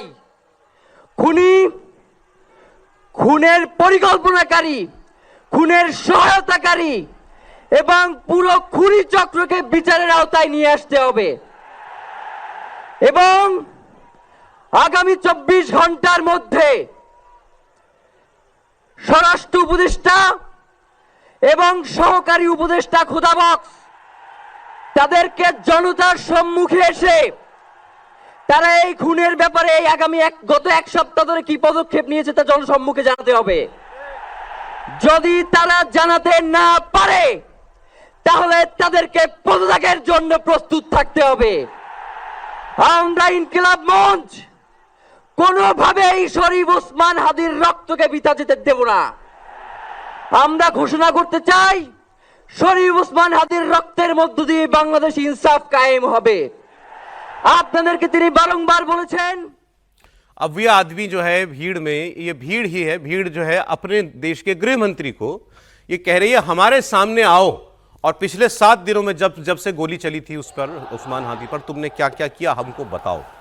तो ये दबाव है और ये इनका इस तबके का ये दबदबा इस वक्त बांग्लादेश के अंदर है। सर कुछ और खबरें होंगी समीर जी के पास बांग्लादेश में? तो उन्होंने होम एडवाइजर जो है चौधरी, उनसे इस्तीफा मांगा है कि भाई आप इस्तीफा दीजिए, इसमें असफल हुए हैं और अब बांग्लादेश पूरी तरीके से कट्टरपंथियों के कब्जे में चला गया। और जो वहां पर अभी केयर टेकर जिसे कहा जाता है कि मोहम्मद यूनुस,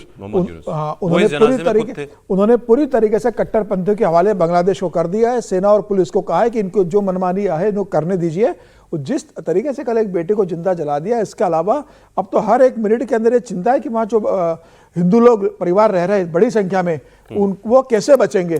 क्या भारत सरकार यह सुनिश्चित कर रही है उनको धमकी देकर कि भाई किसी भी तरीके से आपके हिंसा हो लेकिन हिंदू लोगों पर कैसा अत्याचार नहीं होना चाहिए। मुझे लग रहा है कि आने वाले दिनों वहाँ जो हिंदू लोग हैं उनके ऊपर अत्याचार बढ़ेगा। भारत सरकार को सुनिश्चित करना चाहिए, विदेश मंत्रालय को या गृह मंत्रालय को वहाँ बात कर और बताए कि भाई हिंदू परिवारों के साथ वहाँ सुरक्षा मुहैया कराइए।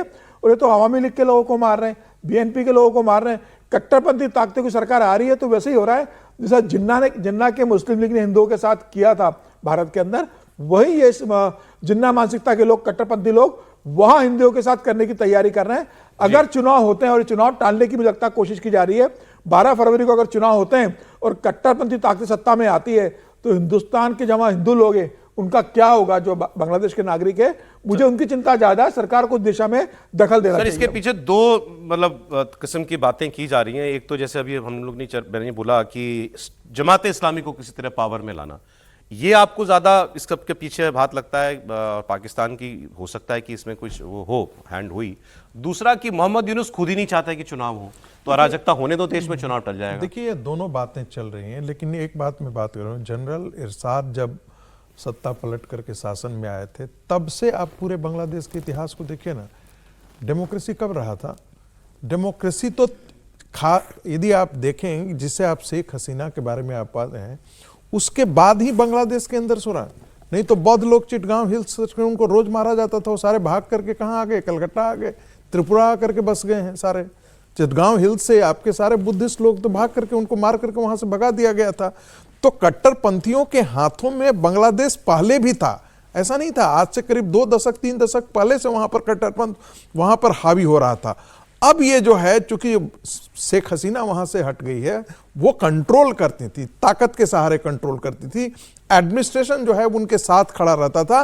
लेकिन अब पासा पलट गया है और ऐसी स्थिति में आपको, मुझे ज्यादा डर है, मुझे बांग्लादेश के हिंदुओं से तो डर है ही, उनका तो है ही, मुझे अपने देश में भी इसी प्रकार की मानसिकता को पनपते हुए मुझे उसका ज्यादा डर है। अगली खबर पर बढ़ते हैं। पाकिस्तान कैसे अपने जाल में फंसता जा रहा है, ये रोज इसके प्रमाण आते हैं। अमेरिका से दोस्ती, ट्रंप से दोस्ती कहना चाहिए, गले की फांस बन गई आसिम मुनीर के। अमेरिका अब कहता है कि गाजा में पीस फोर्स में पाकिस्तान अपनी सेना भेजे। और अमेरिकी विदेश मंत्री मार्को रूबियो से अभी एक सवाल ये पूछ लिया गया कि पाकिस्तान ने क्या आपको हामी दी है, अभी तक हाँ में जवाब दिया है कि हम अपनी सेना भेजेंगे। तो आप उनका जवाब सुनिए, वो भी बच रहे हैं। इससे ये बड़ा क्लियर है कि पाकिस्तान अभी इस मामले में फंसा हुआ है, वो साफ साफ हां या ना करने की स्थिति में नहीं है। अगर यह जवाब मार्को रूबियो के पास होता तो उनको गोलमोल करने की जरूरत नहीं थी। अमेरिका के विदेश मंत्री से सुनिए इस सवाल का जवाब। देखिए, पहले उन्होंने कहा we thank Pakistan for accepting या फॉर सेइंग यस, फिर बाद में उन्होंने कहा to saying yes to consider, कि अभी तो वो सोचेंगे कि हम भेजें कि नहीं भेजें। मतलब आसिम मुनीर ने अभी इनको हाँ किया नहीं है। लेकिन पाकिस्तान की पत्रकार की बात मैंने आपको सुनाई थी, उन्होंने कहा था कि ट्रंप ने अगर कह दिया डू मोर तो डू मोर, उसके बाद फिर ऑप्शन नहीं है। उस आदमी के पास तो बिल्कुल ऑप्शन नहीं है जो पहले ही उनके पैरों में लेटा हुआ हो। तो पाकिस्तान के पास कोई विकल्प नहीं है। और ये जितने मुस्लिम कंट्रीज हैं, ट्रंप चाहते हैं मुस्लिम कंट्रीज की सेना वहां पे लगे।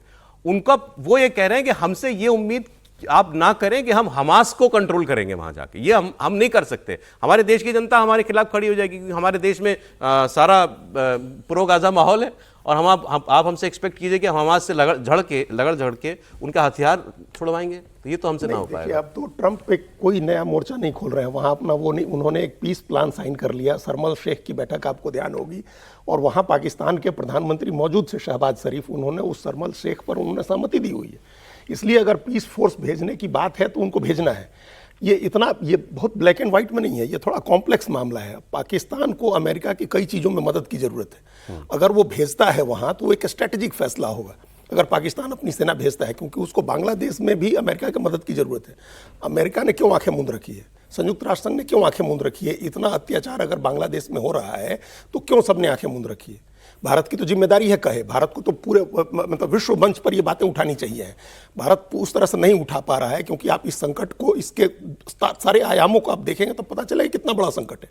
1,30,00,000 लोग, अगर इसी तरह से अत्याचार बढ़ता है और फिर 71 की तरह का एक्सोडस बढ़ता है, तो हम लोग क्या तैयार हैं? हमारी सीमाएं तैयार है, हमारी सीमा की हम उनको अपने यहाँ ले लें सारे लोगों को? तो ये एक्सोडस अगर बढ़ता है वो एक संकट है। जो जिस तरह का भारत विरोधी माहौल वहाँ बन रहा है और चाइना जिस तरह से अपनी पनडुब्बियाँ लगा रहा है, वहाँ एयरबेस अपने डेवलप कर रहा है, हमको हमारी सीमा से 15 किलोमीटर दूरी पर एयरबेस लालमुनीरकोटा में वो डेवलप कर रहा है ना, तो ये जो संकट है हमारा स्ट्रेटेजिक संकट है, डिप्लोमेसी का संकट है, एक ह्यूमन संकट। ये बांग्लादेश के हवाले से नहीं, पाकिस्तान को मदद चाहिए अमेरिका की उसमें। अरे वैसे शनिवार को पाकिस्तान के विदेश मंत्रालय ने इसी सवाल के जवाब में कहा है कि पाकिस्तान को गाजा में सैन्य कर्मी भेजने के लिए नहीं कहा गया है और पाकिस्तान ने अभी इस पर कोई निर्णय नहीं लिया है।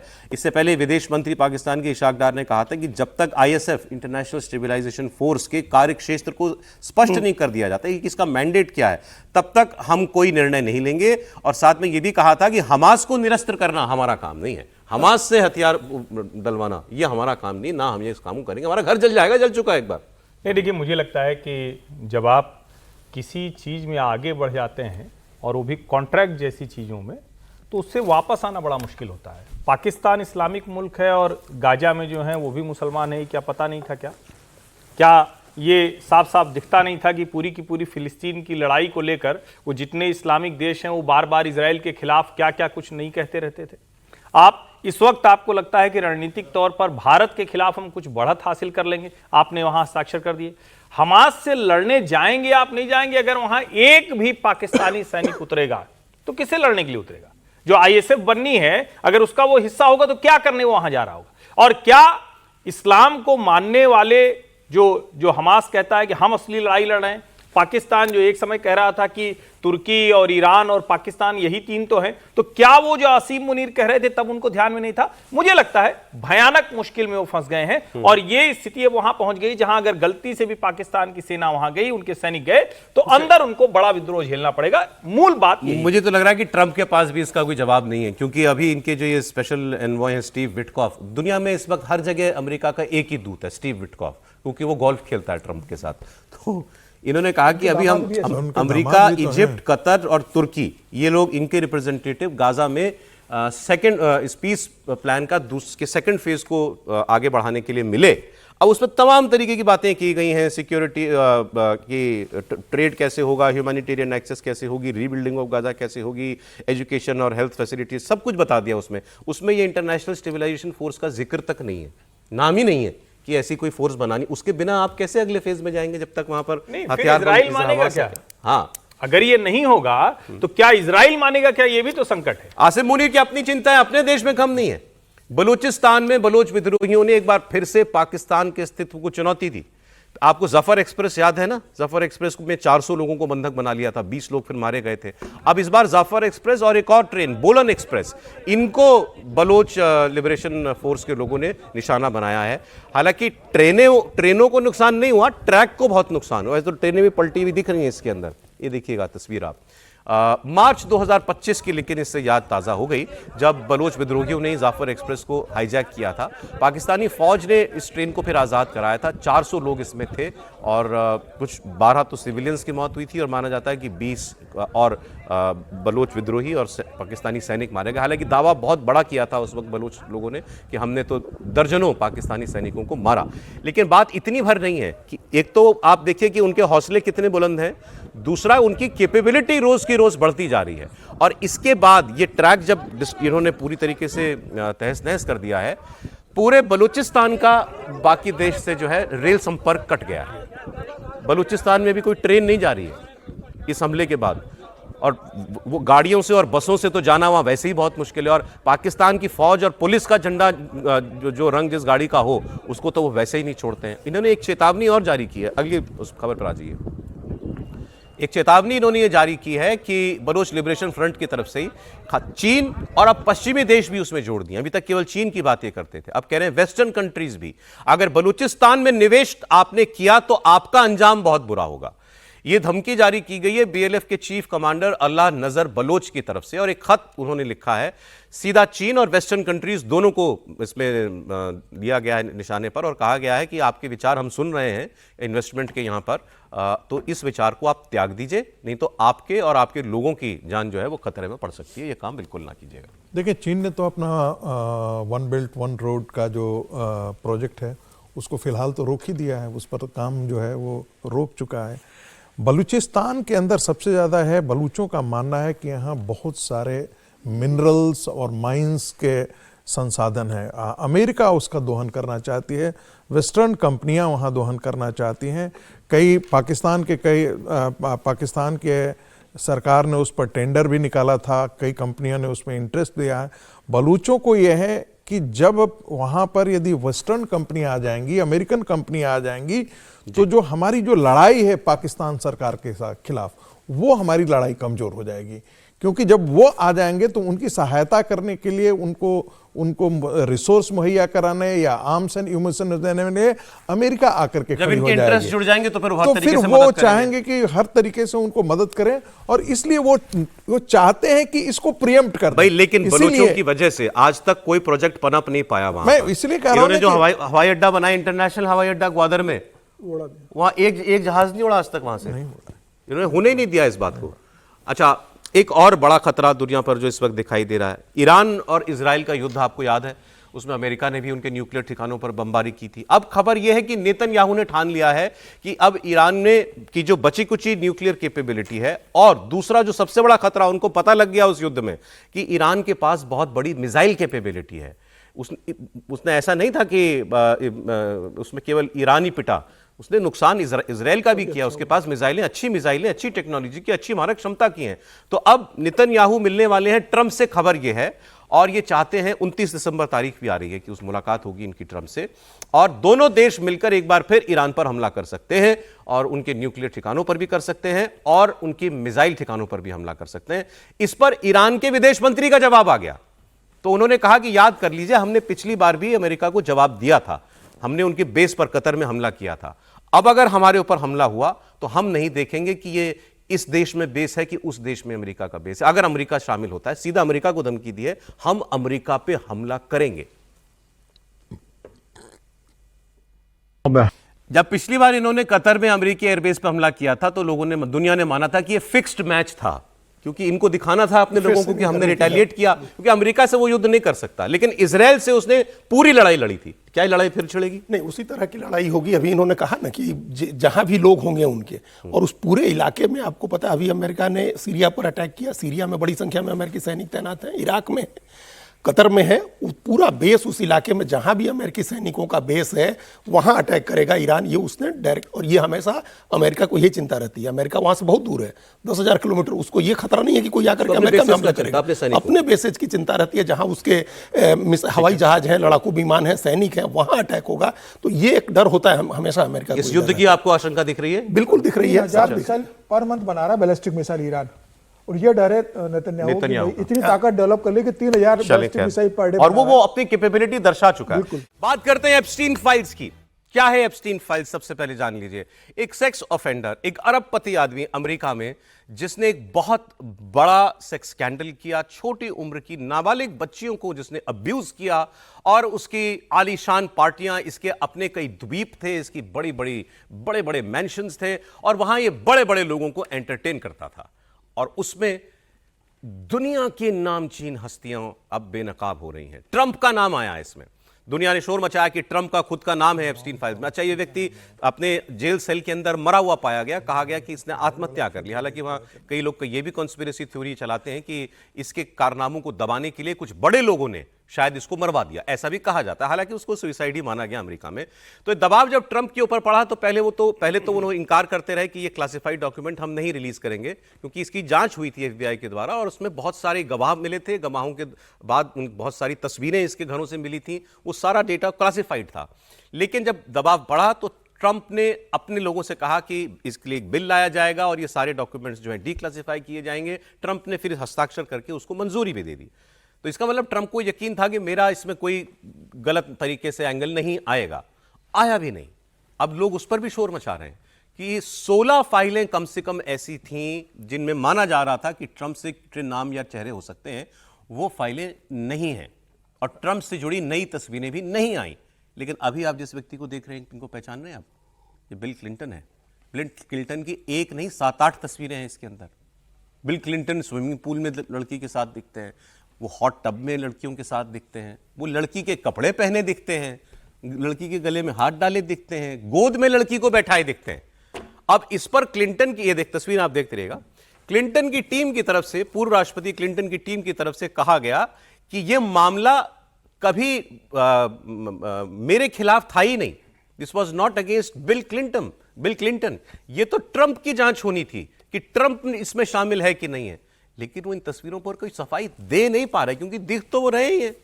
एक पूर्व राष्ट्रपति हवाई जहाज में या किसी के घर में एक लड़की को अपने लैप में बैठाए हुए हैं, वो एक लड़की के साथ हॉट टब में दिख रहा है, उसकी फोटो है, तो आप इसको और क्या कहिएगा।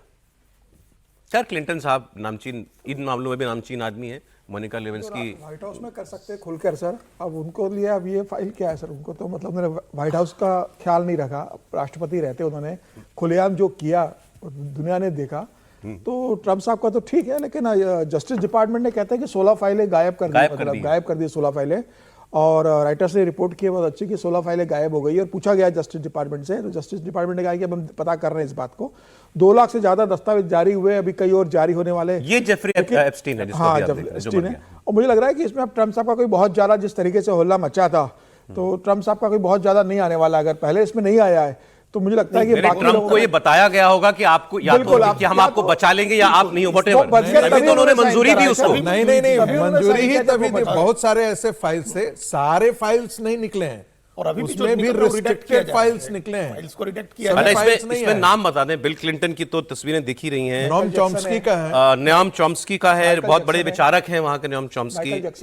माइकल जैक्सन की तस्वीर दिखाई दी है, king and Prince Andrew America England वाले, जिनको कि वहां के राजघराने ने बेदखल कर दिया है, उनको, उनकी तस्वीरें इसके अंदर थी। और बहुत सारे नाम हैं जिनकी चर्चाएं इसके अंदर चल रही हैं। लेकिन ये रे देखिए, ये आ गई माइकल जैक्सन के साथ तस्वीर आ गई। लेकिन लोग कह रहे हैं कि भाई ये आदमी एक डेबोनेर किस्म का आदमी था, पार्टियां देना, मौज मस्ती करना, याशी करना, और इसके साथ तस्वीर आ जाना कोई गुनाह नहीं है। ये नहीं प्रूव होता कि हमने सेक्सुअल अब्यूज किया, वो भी कम उम्र की लड़कियों के साथ। और ट्रंप ने तो एक वक्त ये बयान दिया हुआ है कि भाई ये बहुत बेहतरीन आदमी, मेरा दोस्त है। फिर उन्होंने कुछ सालों के बाद ये भी स्टेटमेंट दिया था कि नहीं, मैं समझ गया था ही इज अ पर्वर्ट, तो फिर मैंने इसके साथ अपनी दोस्ती बंद कर दी। लेकिन ट्रंप ने बचा लिया खुद। नहीं, अपने को भी बचा लिया, बाकी सब लोग भी बच गए, इसमें कोई फंस नहीं रहा है। सिर्फ बदनामी एक कराई जा रही है जनता की नजर में, उसके अलावा कुछ भी नहीं हो रहा है। इसमें कोई ऐसा डॉक्यूमेंट सौरभ जी नहीं आने वाला जिस पर किसी को कानूनी रूप से पनिश किया जाए। बिल क्लिंटन के अलावा किसी की सेहत पर असर भी नहीं, कोई असर नहीं होने जा रहा है। यहाँ क्या है, अभी रिडेक्ट किए जा रहे हैं सारी फाइल्स। आप देखिए, फाइल्स की फाइल ब्लैक करके निकाली जा रही है, नहीं ब्लैक की जा रही है, ब्लैक कर दिया जा रहा है, ढक दिया जा रहा है, चेहरे ढक दिए जा रहे हैं, उसमें जो लिखा हुआ है उन सबको ब्लैक कर दिया जा रहा है। ये लगातार हो रहा है। तो ये एक कंसेंसस के तहत, एक समझदारी के तहत उसको जस्टिस डिपार्टमेंट, पहले वहाँ कांग्रेस से इसको पास कराया गया, सीनेट से पास कराया गया। जस्टिस डिपार्टमेंट जो है अध्ययन करके कि कौन सा ऐसा डॉक्यूमेंट है जो हम निकालेंगे तो उसका बड़ा असर हो सकता है, वैसे डॉक्यूमेंट नहीं निकाले जा रहे हैं। तो ये इसमें तो गवाहियां हैं, इसमें तो लड़कियों की गवाहियां हैं जस्टिस डिपार्टमेंट के बाद। चाहे तो बता दें कि लड़कियों ने तो नाम लिए होंगे ना, वही तो सब ब्लैक कर दिए जा रहे हैं। किसी पर कोई असर हो, कोई बड़ा असर हो जाए इसको निगेट कर दिया कि इस संभावना को समाप्त कर दिया। वैसे ये इतना बड़ा स्कैंडल है कि इस पे सरकारें गिरती हैं। हाँ, तो वैसा कोई डॉक्यूमेंट नहीं आएगा ना किसी प्रेजेंट आदमी का जो कहीं काम कर रहा है, किसी पोजीशन में है, मंत्री है या अधिकारी है, उसका कुछ नहीं आएगा। आप देख लीजिए ना, बिल क्लिंटन का आ गया तो उसे किसकी सेहत पर असर पड़ेगा, माइकल जैक्सन से किसकी सेहत पर असर पहले तो मुझे लगा एआई की फोटो है, लेकिन बताया कि अमेरिका में सरकार नहीं गिर सकती, अमेरिका में सरकार इस इशू पर तो नहीं गिरेगी। जब राष्ट्रपति रहते मोनिका लेविंस्की के मामले में बच गए, जब इंपीचमेंट से निकल गए, तो फिर अब क्या सरकार बोल रहे थे? वही कहा। हम लोग दरअसल भारत में बात कर रहे हैं।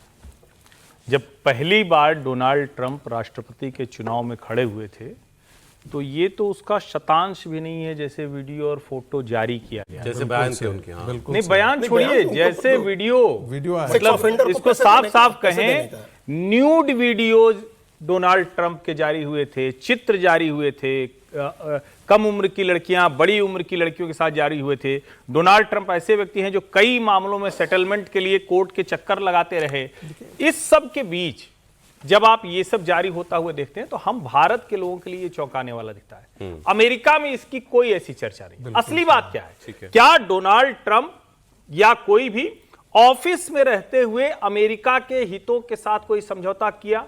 अगर ऐसा कुछ होता तब वहां निश्चित तौर पर बड़ा एक नहीं सर, नहीं, लेकिन नहीं, इसमें सबसे बड़ा गुनाह जो किसी ने तो किया है, नहीं तो इतना बड़ा स्कैंडल नहीं था। एक अंडर एज नाबालिग बच्ची के साथ सेक्सुअल रिलेशंस बनाना ये अपराध है। नहीं वो अपराध ही है, लेकिन वो व्यक्ति तो मर गया, वो मर गया, लेकिन लड़कियों की गवाहियां नहीं सर, गवाहियां हैं, वो नहीं जारी कर रहा है ना। मैं वही कह रहा हूं ना कि ये इस तरह के बिजनेसमैन, ऐसे दलाल, ऐसे मीडिएटर, ऐसे लोग, ये उस सोसाइटी का बड़ा हिस्सा है। हमारे यहाँ भी तो थोड़े बहुत छोटे छोटे दिखने लगे हैं कुछ वर्षों में। हुआ था ना, पामेला बोर्डेस का हुआ था ब्रिटेन में। हाँ, और इसमें अगर आप देखें तो ट्रंप जिस तरह के बिजनेसमैन रहे हैं, जिस तरह की लेविश लाइफ जीते रहे हैं, जिस तरह से उनके अपने ठिकानों पर जिस तरह की पार्टियां होती रही हैं, तो ये बहुत चौंका। क्या अमेरिका के हितों के साथ कोई समझौता किया? और मैं फिर कह रहा हूं, दोनों समाज बिल्कुल अलग है, हमारा देखने का तरीका बिल्कुल अलग है। सबको ये लग रहा था कि ट्रंप का कुछ ऐसा मिल जाएगा जिससे हम उनकी सरकार फिर भी मुझे हैरानी है कि अमेरिका में इसको ऐसे ही मतलब हाँ नहीं होना चाहिए, आया गया कर दिया जाता है इन बातों को, किया ही जा रहा है। नहीं मैं तो ये कह रहा हूं, ईश्वर न करे कभी यहां के लिए हैरान नहीं करनी पड़े कि हम भी हैरान ना हो, ऐसे दिन ना आए कि हम भी हैरान ना हो। कई ऐसे नेता, कई ऐसे मीडिएटर रहे हैं ना। पृथ्वीराज चौहान सर, अभी आपको पृथ्वीराज चौहान याद आए? नहीं, पृथ्वीराज चौहान के जो बयान आ रहे थे, जिस तरीके से बयान दे रहे थे, उन्होंने कहा था ना कि उनको माफी मांगना चाहिए देश से। तारीख को जो है, नहीं वो तो खबर तो समझ गया, मेरे को अभी क्यों याद आया आपको? इनको माफी मांगना चाहिए ना उनको सर इस संदर्भ में। ठीक है, चलिए आगे बढ़ते हैं। इधर अमेरिका और वेनेजुएला के बीच जो है युद्ध कब शुरू हो जाए ये अभी नहीं कहा जा सकता, क्योंकि रोज ऐसे आसार बन जाते हैं। ट्रंप लगातार वेनेजुएला के राष्ट्रपति निकोलस मादुरो पर दबाव बना रहे हैं। पहले उन्होंने पूरी तरह ब्लॉकेड कर दिया वेनेजुएला का, कोई जहाज आएगा नहीं और जाएगा नहीं इस देश में। और इसके बाद अमेरिका के सैनिक जो है लगातार वेनेजुएला के तट के पास कार्रवाई कर रहे हैं। अमेरिकी सैनिकों ने 2 हफ्ते से भी कम वक्त में दूसरी बार वेनेजुएला के तट के पास एक और तेल टैंकर को जब्त कर लिया। ये बताया जा रहा है कि चीन जा रहा था ये इसका वेनेजुएला का ये तेल लेकर के टैंकर। इस पर हेलीकॉप्टर से, वो देखिए तस्वीर चल रही है, हेलीकॉप्टर से उतरे हैं सैनिक और उन्होंने इस टैंकर को कब्जे में ले लिया। कच्चा तेल था इसमें, एशिया की तरफ जा रहा था, माना जा रहा है चीन का था। अच्छा, ये टैंकर ब्लैकलिस्टेड भी नहीं था, लेकिन चूंकि ट्रंप तो खुद को बादशाह समझते हैं, तो उन्होंने ऐलान कर दिया कि भाई अब सारा वेनेजुएला जो है वो हमारा हो गया। तो ये तस्वीर हुई, हेलीकॉप्टर से सैनिक उतरे और उन्होंने उस पूरी शिप को जो है अपने कब्जे में ले लिया। और मदुरो कुछ कर नहीं पा रहे हैं इसमें अभी तक। इसके अंदर सैनिक, क्योंकि हथियार डले हुए दिख रहे हैं, तो ऐसा लगता है कि वेनेजुएला के सैनिक भी रहे होंगे, लेकिन कोई वहां पर गोलीबारी नहीं हुई, गोली वोली चली नहीं है। लेकिन ट्रंप ने ये कहा है, पहले हमें भी हैरानी हुई थी कि ट्रंप ने कहा कि ये तेल अमेरिका का है, ज़मीन अमेरिका की है, तो हमें समझ, मदुरो ने भी कहा कि भाई ये क्या बचकानी बात है, वेनेजुएला एक संप्रभु राष्ट्र है, आप कह रहे हैं कि ये हमारा है।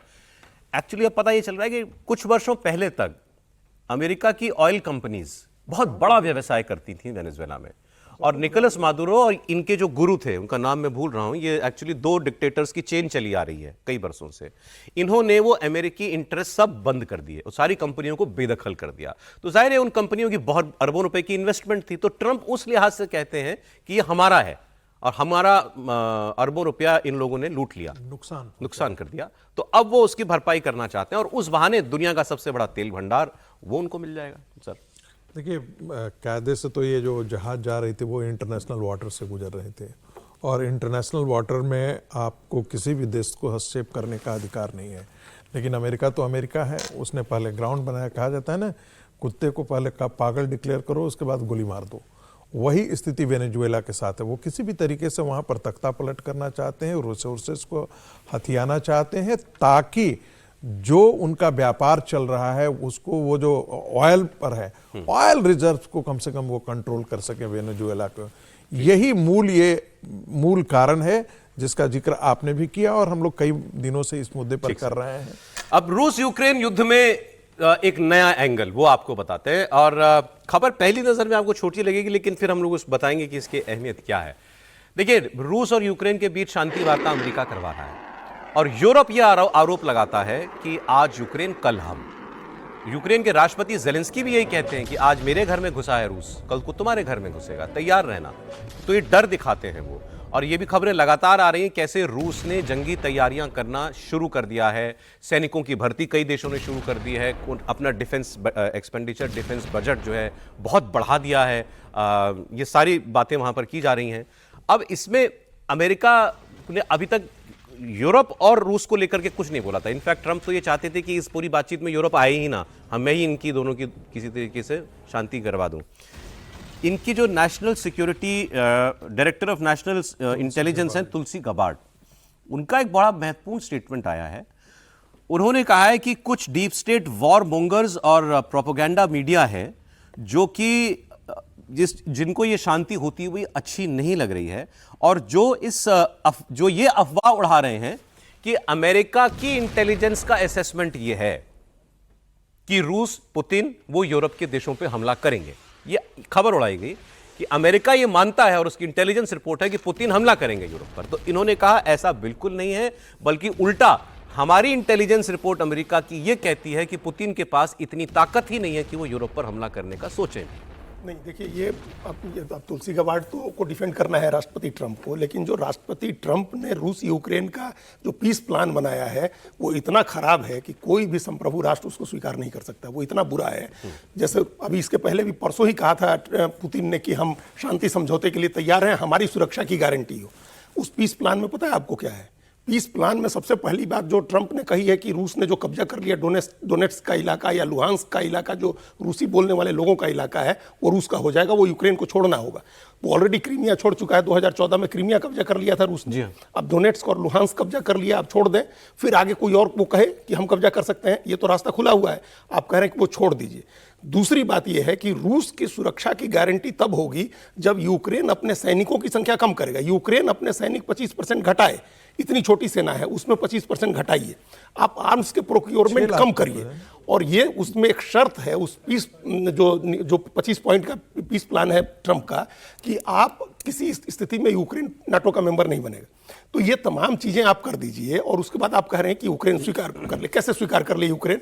और फिर यूरोप की जो चिंता है वो तो बड़ी जायज चिंता है ना भाई। ऐसी हुआ था, इसके पहले कैसे हुए थे, दूसरा विश्व युद्ध कैसे हुआ था? एक चेक गणराज्य का हिस्सा चाहिए, उसके बाद पोलैंड का भी हिस्सा चाहिए, यही हुआ था ना। और जो चैम्बरलिन ने समझौता किया था, तो ये एक अमेरिकन चैम्बरलिन की तरह काम कर रहे हैं डोनाल्ड ट्रंप, जिसको किसी हाल में संभव अमेरिका ये माहौल बनाना चाहता है कि भाई नहीं, आप पुतिन पे आप शक मत करो, अभी आगे कुछ नहीं करेगा, इस बार जो मांग रहा है दे दो। वही हमेशा होता है। हाँ। यही बात चर्चिल ने चैम्बरलिन को कही थी और पूरी दुनिया ने चैम्बरलिन को कहा था कि आप एक टुकड़ा मत डालिए। ये कोट था चर्चिल का कि आप भूखे भेड़िए के सामने मांस का एक टुकड़ा समझ के फेंक करके समझ रहे हैं कि आप उसको हमेशा के लिए शांत करा देंगे। ये कभी नहीं होता। ट्रंप को चाहिए क्रेडिट और वो भी जल्दी। प्रॉब्लम ये है कि वो जल्दी से जल्दी कोई संप्रभु राष्ट्र नहीं समझौता करा देगा, लेकिन कोई अभी युद्ध समाप्त होता नहीं दिख रहा है। ये भी तो देखिए, क्या आज के दिन में यूरोपियन यूनियन के जो बड़े देश हैं जो मैटर करते हैं इस पूरे युद्ध में, आप उम्मीद मत कीजिए कि पोलैंड लड़ाई लड़ने के लिए आ जाएगा या फिनलैंड लड़ाई लड़ने के लिए आ जाएगा। यदि लड़ने के लिए आ सकता है तो जर्मनी आ सकता है, फ्रांस आ सकता है। कोई लड़ने नहीं आएगा। इन्होंने क्या किया लड़ने के लिए? कोई लड़ने के लिए बेल्जियम डर रहा है कि मैं रूस का पैसा नहीं दूंगा तुम्हें, नहीं तो वो मेरे पे हमला कर देगा। यूरोप डरा हुआ है। किसी की इनमें से तीनों की किसी की हिम्मत नहीं हो रही है कि हम डायरेक्ट कन्फ्रंटेशन के लिए जाएं वहां पे। यूक्रेन संप्रभु राष्ट्र है और नाटो के सामने उसने अपना सारा संप्रभु राष्ट्र गिरवी रख दिया। जो बाइडेन के समय में तो किसी कुछ याद नहीं आया। संप्रभुता आप तय करते हैं, जब एक बार संप्रभुता आपने गिरवी रख दी तो फिर वो संप्रभुता दोबारा रिक्लेम रिकवर नहीं की जा सकती है। यूक्रेन के राष्ट्रपति वोलोदिमीर ज़ेलेंस्की ने सबसे बड़ा अपराध किया जब उन्होंने उस वक्त जो शर्तें थी उससे बहुत आगे निकल गए और कहा कि हम लड़ के जीतेंगे। तो कौन सा देश उनके सामने आया? सिर्फ उनको हथियार दिया, पैसा दिया, लड़ते रहो, मरते रहो, बर्बाद होते रहो। तो मेरा ये मानना है कि ट्रंप जो कर रहे हैं वो ठीक है, उनकी शर्तें कोई बहुत अच्छी नहीं है, लेकिन आज के समय में पीस प्लान कोई तो एक्शन में आएगा, कोई तो इफेक्टिव होगा। उसको कैसे करना है उस पर बात की जा सकती है। पीस प्लान जैसा दिख नहीं रहा, तो सरेंडर है। पैसा भी जो यूरोप ने पैसा कोई ये तो हमने नहीं तय किया, वरना 91,000 हमारे लोग सामने भी सरेंडर थे। हम भी कहते सारा हिस्सा हमें चाहिए वापस, हमने नहीं लिया, हमने छोड़ दिया। तो सरेंडर जब सेना दो लड़ती है तो एक तो सरेंडर ही करता है। ये भ्रम है कि दोनों बराबर खड़े होते हैं। दो तीन खबरें बची हैं, जल्दी जल्दी बात कर लेते हैं उनकी। थाईलैंड और कंबोडिया के बीच हालात जो है और खराब होते जा रहे हैं, यह युद्ध नहीं रुक रहा है। अब थाईलैंड के F-16 फाइटर जेट्स ने बॉर्डर पर तबाही मचाई। कंबोडिया के एक कसीनो को उड़ा दिया गया, इसका वीडियो भी सामने आया है। एयर स्ट्राइक में जबरदस्त काला धुआं आसमान में उड़ता नजर आता है। थाईलैंड की एयरफोर्स ने कंबोडियाई सीमा के भीतर जाकर बमबारी की है और ज्यादातर इलाकों में अटैक के लिए थाई F-16 अमेरिकी निर्मित F-16 फाइटर जेट्स का इस्तेमाल किया गया। थाई सेना ने यह दावा किया है कि ये जो हमला किया गया कसीनो को, जो इस कसीनो को हथियार स्टोरेज की तरह इस्तेमाल किया जा रहा था, इसीलिए हमने इसके ऊपर हमला किया है। तस्वीरें जरा सा आप देख लें एक बार, बमबारी की तस्वीरें भी एक बार।